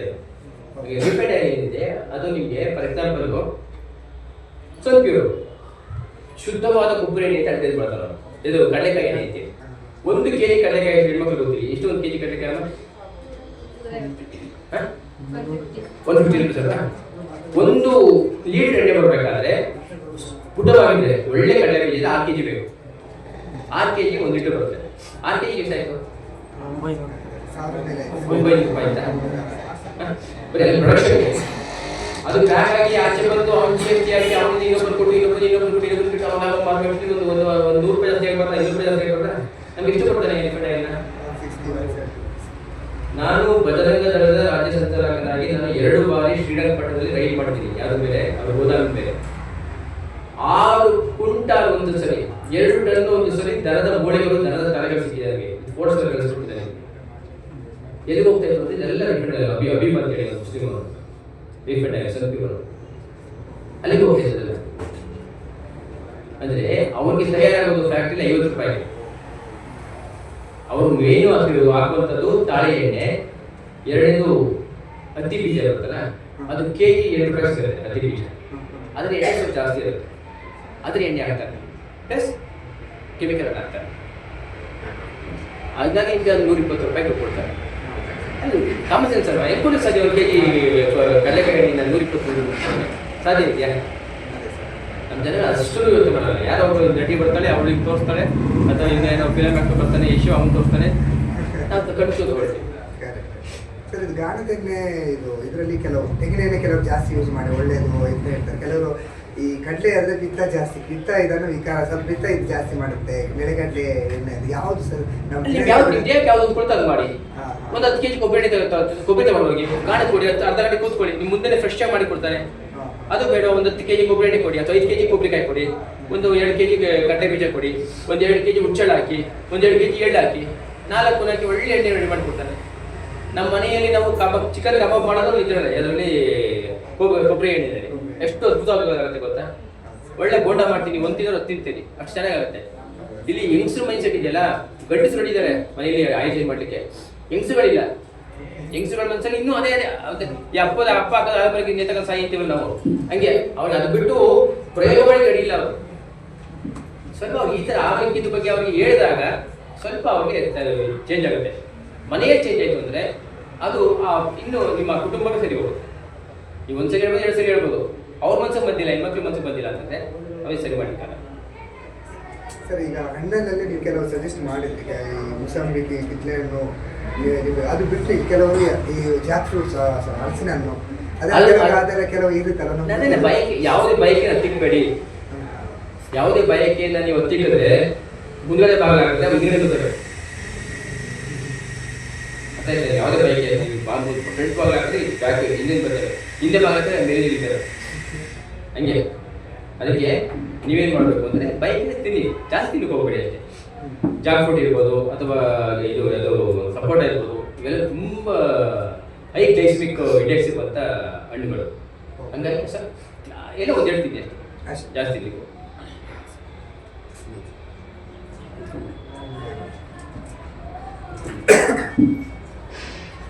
ಸರ್, ಸಿರಿಧಾನ್ಯದಲ್ಲಿ ಯಾವುದು ಬೆಸ್ಟ್ ಅಂತ ಹೇಳಿ? ಸಿರಿಧಾನ್ಯದಲ್ಲಿ ಬೇರೆ ಬೇರೆ ಇದೆ, ನವಣೆ ಇದೆ, ಏನೈತೆ ಸಿರಿಧಾನ್ಯ ಸಾಕು. ಹೌದು ಸರ್. ಈಗ ಸ್ಟ್ರೆಸ್ ಫ್ರೀ ಆಗಿರೋದು ಹೇಗೆ? ಅಂದರೆ ಸ್ಟ್ರೆಸ್ ಫ್ರೀ ಆದರೆ ಕೆಲವು ತುಂಬ ವರ್ಕ್ ಆಗಿರೋದ್ರಲ್ಲೂ ಬ್ಯಾಲೆನ್ಸ್. ಈಗ ಬ್ರೀತಿಂಗ್ ಒಂದು ಎಕ್ಸರ್ಸೈಸ್ ಹೇಳಿದ್ವಿ, ನೀವು ಬ್ರೀತಿಂಗ್ ಮಾಡಿದ್ರೆ ಏನು ಬೇಡ. ಈಗ ನಾನು ಮಾತಾಡ್ತಾ ಇದ್ದೀನಿ, ನಿಮ್ಗೆ ಇಲ್ಲೇ ಸಣ್ಣ ಧ್ಯಾನ ಮಾಡ್ತೀನಿ, 1-2 ನಿಮಿಷ ನಾನು ಮಾತಾಡ್ತಾ ಹೋಗ್ತೀನಿ, ನೀವು ಕೇಳಿಸ್ಕೊಳ್ಳಿ ಸಾಕು. ಆಲಿಸುವುದು ಅಂತ ಹೇಳ್ತೀವಿ. ಗಮನಿಸುವುದು ಬೇರೆ, ಕಾನ್ಸಂಟ್ರೇಷನ್ ಬೇರೆ, ಏಕಾಗ್ರತೆ ಬೇರೆ. ಏಕಾಗ್ರತೆ ನಿಮ್ಮ ಮನಸ್ಸಿನ ಮೇಲೆ ಒತ್ತಡವನ್ನು ನಿರ್ಮಾಣ ಮಾಡುತ್ತೆ. ಗಮನಿಸುವಿಕೆ ನಿಮ್ಮನ್ನು ಕಂಪ್ಲೀಟ್ ರಿಲ್ಯಾಕ್ಸ್ ಮಾಡುತ್ತೆ. ಆಯ್ತಾ? ನಾನೀಗ ಮಾತಾಡ್ತಾ ಹೋಗ್ತೀನಿ, ಕೆಲವರು ಮನಸ್ಸಿಗೆ ಧ್ಯಾನ ಮಾಡ್ತೀನಿ. ನಾನು ಈ ಮಾತಲ್ಲಿ ಕೂತ್ಕೊಳ್ಳೋದಾಗ ನಾನು ಟ್ಯೂಬ್ ಶುರು ಮಾಡ್ತೀನಿಲ್ಲ, ಟ್ಯೂಬ್ ಶುರು ಮಾಡಿದಾಗ ನೀವೆಲ್ಲರೂ ಕಣ್ಮುಚ್ಕೊಳ್ಳಿ. ಒಂದು ಫಸ್ಟ್ ನಿಧಾನಕ್ಕೆ ಉಸಿರು ತಗೊಳ್ಳಿ. ಉಸಿರು ಬಿಡ್ತಾ ರಿಲ್ಯಾಕ್ಸ್ ಯುವರ್ ಬಾಡಿ ಅಂತ ಅಂದ್ಕೊಳ್ಳಿ. ನೀವೇ ನಿಮಗೆ ಕಮೆಂಟ್ ಮಾಡಿ, ರಿಲ್ಯಾಕ್ಸ್ ಯುವರ್ ಬಾಡಿ ಅಂತ. ಎಷ್ಟು ಸಾಧ್ಯ ಬಾಡಿ ರಿಲ್ಯಾಕ್ಸ್ ಮಾಡಿ, ಎಷ್ಟು ಸಾಧ್ಯ ರಿಲ್ಯಾಕ್ಸ್ ಮಾಡಿ. ಧ್ಯಾನ ಅಂದರೆ ಯಾವುದೋ ಒಂದು ಕೋಣೆಯಲ್ಲಿ ಯಾರು ಇಲ್ಲದಾಗ ಬಾಗಿಲು ಹಾಕೊಂಡು ಊದುಗಡ್ಡಿ ಹಾಕ್ಬಿಟ್ಟು ಚಪ್ಪಳಿಗೆ ಕೂಡೋದು ಧ್ಯಾನ ಅಲ್ಲ. ಮೆಡಿಟೇಷನ್ ಇನ್ ಆಕ್ಷನ್. ನೀವು ಸಂತೆಯಲ್ಲಿ ಧ್ಯಾನ ಮಾಡ್ಬೋದು, ಬಸ್ಸಲ್ಲಿ ಹೋಗ್ತಾರೆ ಧ್ಯಾನ ಮಾಡ್ಬೋದು, ಟ್ರೈನ್ ಹೋಗ್ತಾರೆ ಧ್ಯಾನ ಮಾಡ್ಬೋದು. ಈಗ ನೀವೆಲ್ಲರೂ ನಾನು ಮಾತಾಡ್ತಾ ಕಣ್ಣು ಫಸ್ಟ್ ಒಂದು 2 ಸರಿ ರೀತಿಯಿಂದ ಫುಲ್ ಉಸಿರು ತಗೊಳ್ಳಿ. ಇಡೀ ದೇಹವನ್ನು ರಿಲ್ಯಾಕ್ಸ್ ಅಂತ ಅನ್ಕೊಳ್ಳಿ. ರಿಲ್ಯಾಕ್ಸ್ ಬಾಡಿ ರಿಲ್ಯಾಕ್ಸ್ ಆಗುತ್ತೆ. ಕಣ್ಣು ಮುಚ್ಚಿ ನನ್ನ ಮಾತು ಕೇಳಿಸ್ಕೊಳ್ಳಿ ಅಷ್ಟೇ. ಆಲಿಸಿ, ಯಾವ್ದು ಜಡ್ಜಿ ಬರಬೇಡಿ, ಜಗಡಿ ಬರಬೇಡಿ, ಆಲಿಸಿ ಅಷ್ಟೇ. ನಾನು ಮಾತಿನಾಗೆ ಇನ್ಯಾರು ಕಾರ್ ಸೌಂಡ್ ಆಗುತ್ತೆ ಕೇಳಿಸ್ಕೊಳ್ಳಿ, ಇನ್ಯಾರು ಹಾಗೆ ಮಾಡ್ತಾನೆ ಕೇಳಿಸ್ಕೊಳ್ಳಿ, ಇನ್ಯಾರು ಮೊಬೈಲ್ ಆಗುತ್ತೆ ಕೇಳಿಸ್ಕೊಳ್ಳಿ, ಎಲ್ಲರೂ ಕೇಳಿಸ್ಕೊಳ್ಳಿ. ಏನು ಸ್ಟ್ಯಾಂಡ್ ಬೈ ಆಗ್ತೀವಿ, ಅದರಲ್ಲಿ ನೀವು ಇನ್ವಾಲ್ವ್ ಆಗಬಾರ್ದು. ಜಸ್ಟ್ ಇವರೇ ಸ್ಪೆಕ್ಟೇಟರ್, ಜಸ್ಟ್ ಇವರೇ ವಿಟ್ನೆಸ್ ಅಷ್ಟೇ, ಅದ್ರ ಭಾಗಿಯಾಗಬೇಡಿ. ಈಗ ಅಲ್ಲಿ ಯಾರೋ ಜಗಳ ಆಗ್ತಾ ಇರ್ತಾರೆ, ಅವ್ರಿಗೆ ಸಂಬಂಧಿಕರೇ ಇಲ್ಲ, ಫ್ರೆಂಡ್ಸು ಅಲ್ಲ, ನೀವೇನು ಮಾಡ್ತೀರಿ? ಯಾರು ಹೋಗ್ತಾರೆ ಅಂತ ನೋಡ್ತಾ ಇರ್ತೀರಿ. ಅದೇ ಅಲ್ಲಿ ಮಣ್ಣನೋ ತಮ್ಮನೋ ನಿಮ್ಮ ಫ್ರೆಂಡ್ ಇರ್ತೀರಾ, ಅದು ತಾವಿಸ್ತೀರಿ, ಅದಕ್ಕೆ ಜಾಸ್ತಿ ಆಗುತ್ತೆ. ಅದೇ ಜಗಳ, ಅದೇ ಬೇರೆ. ಅಲ್ಲಿ ಇನ್ವಾಲ್ವ್ಮೆಂಟ್ ಇತ್ತು, ನಿಮಗೆ ಆಂಗ್ಸೈಟಿ ಜಾಸ್ತಿ ಆಯಿತು. ಇಲ್ಲಿ ಇನ್ವಾಲ್ವ್ಮೆಂಟ್ ಇಲ್ಲ, ನಿಮಗೂ ಸಂಬಂಧ ಇಲ್ಲ, ಸಂಬಂಧ ಇಲ್ಲ ಇಟ್ಬಿಡಿ. ಧ್ಯಾನ ಅಂದರೆ ಆಲಿಸಿದ್ದು. ಹಂಗಾಗಿ ದಿನಕ್ಕೆ 10 ನಿಮಿಷ ಮಾಡ್ಬೋದು. ನೀವು ಜಾಸ್ತಿ ಕೂತ್ಕೊಳ್ಳಿ, ಯಾರು ಪೇಷಂಟ್ ಇಲ್ಲ, ಕೂತ್ಕೊಳ್ಳಿ ನಿಮ್ಮ ಇದ್ರ ಮೇಲೆ ಚೇರ್ನ ಕೂತ್ಕೊಳ್ಳಿ, ರಿಲ್ಯಾಕ್ಸ್ ಬಾಡಿ ಕೇಳ್ಕೊಳ್ಳಿ, ರಿಲ್ಯಾಕ್ಸ್ ಮೈಂಡ್ ತಿಳ್ಕೊಳ್ಳಿ. ಆಮೇಲೆ ಸುಮ್ಮನೆ ಕಣ್ಣು ಕೂತ್ಕೊಳ್ಳಿ ಅಷ್ಟೇ. ಯಾರು ನೋಡಿ ಏನಪ್ಪ ಈ ಬಿದ್ದವನಿಗೆ ಏನಂತಾರ ಅಂತ ಅನ್ಕೊಳ್ಳಿ, ಯಾರ್ಯಾರು ಅನ್ಕೊಳ್ಳಿ. ಗಮನಿಸ್ತಾರೆ, ಅಲ್ಲೆಲ್ಲೋ ಸೌಂಡ್ ಕೇಳಿಸುತ್ತೆ, ಎಲ್ಲೋ ಒಂದು ಮೊಬೈಲಿಗೆ ಆಗುತ್ತೆ, ಎಲ್ಲೋ ಒಂದು ಏನಾಗುತ್ತೆ, ಎಲ್ಲ ಗಮನಿಸಿ. ಬರೀ 3-4 ನಿಮಿಷದಲ್ಲಿ ನಿಮ್ಮಲ್ಲಿ ಎಷ್ಟೊಂದು ಫ್ರಸ್ಟ್ರೇಷನ್ ಬರುತ್ತೆ ಅಂದರೆ ಈಗ ತಾನೇ 2 ಥರ ಉತ್ತರ ಆಗ್ಬಿಡ್ತೀವಿ. ಅಷ್ಟು ಸಾಕು, ಇಡೀ ಮನಸ್ಸನ್ನು ನಿಮ್ಮ ಬ್ರೈನ್ ಅಷ್ಟು ನರಳಿಸಲಿಲ್ಲ. ಸರ್, ಗೋಧಿ ಇದರಲ್ಲಿ ಇದು ಫೈಬರ್ ಕಂಟೆಂಟ್ ಜಾಸ್ತಿ ಇದೆ ಇಲ್ಲ ಗೋಧಿ. ಈಗ ಜೋಳದ ರೊಟ್ಟಿಯಲ್ಲಿ ಕೆಲವರು ಫೈಬರ್ ಜಾಸ್ತಿ ಇರುತ್ತೆ. ಗೋಧಿ ಆಹಾರನೇ ಅಲ್ಲ. ಗೋಧಿ ನಿಮಗೆ ಅನ್ನದಷ್ಟೇ ಡೇಂಜರ್. ಯಾವಾಗ ಹಿಂದೆ ಕ್ರಾಂತಿ ಜಾಸ್ತಿ, ಅಶ್ವಿನಿ ಕ್ರಾಂತಿ ಜಾಸ್ತಿ ಇತ್ತಲ್ಲ, ಊಟ ಪಾಪ್ಯುಲೇಷನ್ ಇತ್ತು, ಊಟ ಇರಲಿಲ್ಲ. ಫಾರ್ ಎಕ್ಸಾಂಪಲ್ ನಮ್ಮ ದೇಶದಲ್ಲಿ ಆಗ 33 ಕೋಟಿ ನಮ್ಮ ಜನಸಂಖ್ಯೆ ಇತ್ತು. ನಮ್ಮ ಜನಸಂಖ್ಯೆ 33 ಕೋಟಿ ಇತ್ತು. ಈಗಿರೋ ಲ್ಯಾಂಡಿಗೆ 3 ಪಟ್ಟು ಜಾಸ್ತಿ ಲ್ಯಾಂಡ್ ಇತ್ತು, ಕಲ್ಟಿವೇಷನ್ ಲ್ಯಾಂಡ್ ಇತ್ತು. ಆದರೆ ಬರೀ ಊಟಕ್ಕೋಸ್ಕರ ಮಕ್ಕಳು ಜಿಗಿಟ್ಟಿದ್ದಾರೆ. ಕೇಳಿದ್ದೀವ? ಬರೀ 3 ಊಟಕ್ಕೋಸ್ಕರ ಮಕ್ಕಳು ಸಮಯ ಇಲ್ಲ. 2 ಜೊತೆ ಬಟ್ಟೆ ಊಟಕ್ಕೋಸ್ಕರ ಮಗನ ಊಟ ಆಗಬೇಕಿಲ್ಲ. ಯಾರು ಶ್ರೀಮಂತಗಳು ಬಿಡ್ತಾ ಇದ್ರು. ಮನೆಗಳಲ್ಲಿ ಹಬ್ಬ ದಿವಸ ಮಾತ್ರ ಅನ್ನ ಮಾಡ್ತಾ ಇದ್ರು, ಹೌದಲ್ವಾ? ಇವತ್ತು ಲ್ಯಾಂಡ್ 3 ಪಟ್ಟಿ 1 ಪಟ್ಟಿ ಬಂದಿದೆ. 33 ಕೋಟಿ ಜನಸಂಖ್ಯೆ 150 ಕೋಟಿ ಆಗಿದೆ. ಊಟಕ್ಕೆ ಕೊರತೆ ಇದೆಯಾ? 5 ರೂಪಾಯಿ ಹೋದ್ರೆ ಪ್ರತಿ ಬರೋದು ಇದರ ಕಂಡಿದೆ. ಆದರೆ ಯಾವ್ದಾದ್ರು ಚೋಟಿಗೆ ಹೋದ್ರೆ ಊಟ ಆಗ್ತಂತ ಬರ್ಬೋದು. ಅಂದ್ರೆ ಏನಕ್ಕೆ ಅಂದ್ರೆ ಆಹಾರ ಕ್ರಾಂತಿಯಿಂದ ಜಾಸ್ತಿ ಮಾಡಲಿಕ್ಕೋಸ್ಕರ ಆಗ ಗೋಧಿಯನ್ನ ಮ್ಯೂಟೇಷನ್ ಮಾಡಿ ಕಂಡಿದ್ದೀವಿ. ಗೋಧಿ ಪ್ರಕೃತಿಯ ಬಂದಿದ್ದಲ್ಲ, ಅದು ಪ್ರಕೃತಿವಾಗಿ ಬಂದಂತ ಆಹಾರ. ಅದನ್ನ ಕ್ಲೋನಿಂಗ್ ಮಾಡಿ ಮ್ಯೂಟೇಷನ್ ಮಾಡಿ ಅದನ್ನ ಕಂಡಿದ್ದಂತ ಒಂದು ಹೊಸ ತಳಿ. ಹಂಗಾಗಿ ಗೋಧಿ ಒಳ್ಳೇದಲ್ಲ. ಯಾಕಂದ್ರೆ ಡಾಕ್ಟರ್ಸ್ ಎಲ್ಲ ಚಪಾತಿ ತಿನ್ನಿ, ರೈಸ್ ಬಿಡಿ ಅಂತ ಹೇಳ್ಬಿಟ್ಟು ಅದರಲ್ಲಿ ಏನು ಅದೊಂದು ಮಾಫಿಯಾ ಆಗ್ಬಿಟ್ಟು. ಸರ್, ಇದು ಈಗ ಯೂರಿನಲ್ಲಿ ಶುಗರ್ನ ಹೆಂಗೆ ನಾವು ಜಡ್ಜ್ ಮಾಡೋದು? ಅವ್ರು ಯೂರಿನಲ್ಲಿ ಹೇಗೆ ಅವ್ರು ಶುಗರ್ ಲೆವೆಲ್ ನಾವು ಅಂಡರ್ಸ್ಟ್ಯಾಂಡಿಂಗ್ ಮಾಡೋದು? ಈ ರಿಪೋರ್ಟಲ್ಲಿ ಇರುತ್ತೆ, ನಾವು ಅಷ್ಟು ಎಕ್ಸ್ಪರ್ಟು ಅಲ್ಲ. ಅಲ್ಲ, ಅವ್ರು ಹೇಳ್ತಾರೆ ಯೂರಿನ್ ಶುಗರ್, ಬ್ಲಡ್ ಶುಗರ್ ಅಂತ ರಿಪೋರ್ಟಲ್ಲಿ ಹೇಳ್ಬಿಡ್ತಾರೆ. Urine sugar, blood sugar difference ಏನು ಸರ್? ಅದೇ ಯೂರಿನ್ ಶುಗರ್ ಅಂದ್ರೆ ನಿಮಗೆ ಟೈಪ್ 2 ಡಯಾಬಿಟಿಕ್ ನಲ್ಲಿ ಗ್ಲೂಕೋಸ್ ಯೂರಿನಲ್ಲಿ ಹೋಗ್ತಾ ಇರುತ್ತೆ. Okay okay. ಅದೇ ಯೂರಿನ್ ಟೈಪ್ 1 ಡಯಾಬಿಟಿಕ್ ನಿಮ್ಮ ಬ್ಲಡ್ ಶುಗರ್ ಜಾಸ್ತಿ ಆಗುತ್ತೆ. ಯೂರಿನ್ ಶುಗರ್ ಇರೋ ಸಣ್ಣ ಆಗುತ್ತೆ. ಯೂರಿನ್ ಶುಗರ್ ಇದ್ರೆ ಸಣ್ಣ. ಸಣ್ಣ. ಸೊ ಇದರಿಂದ ನಾವು ರಿವರ್ಸ್ ಮಾಡೋಣ. ಮೊದಲ ಶಿಕ್ಷಕರಿಗೆ ಅವರಿಗೆ ಒಳ್ಳೆಯ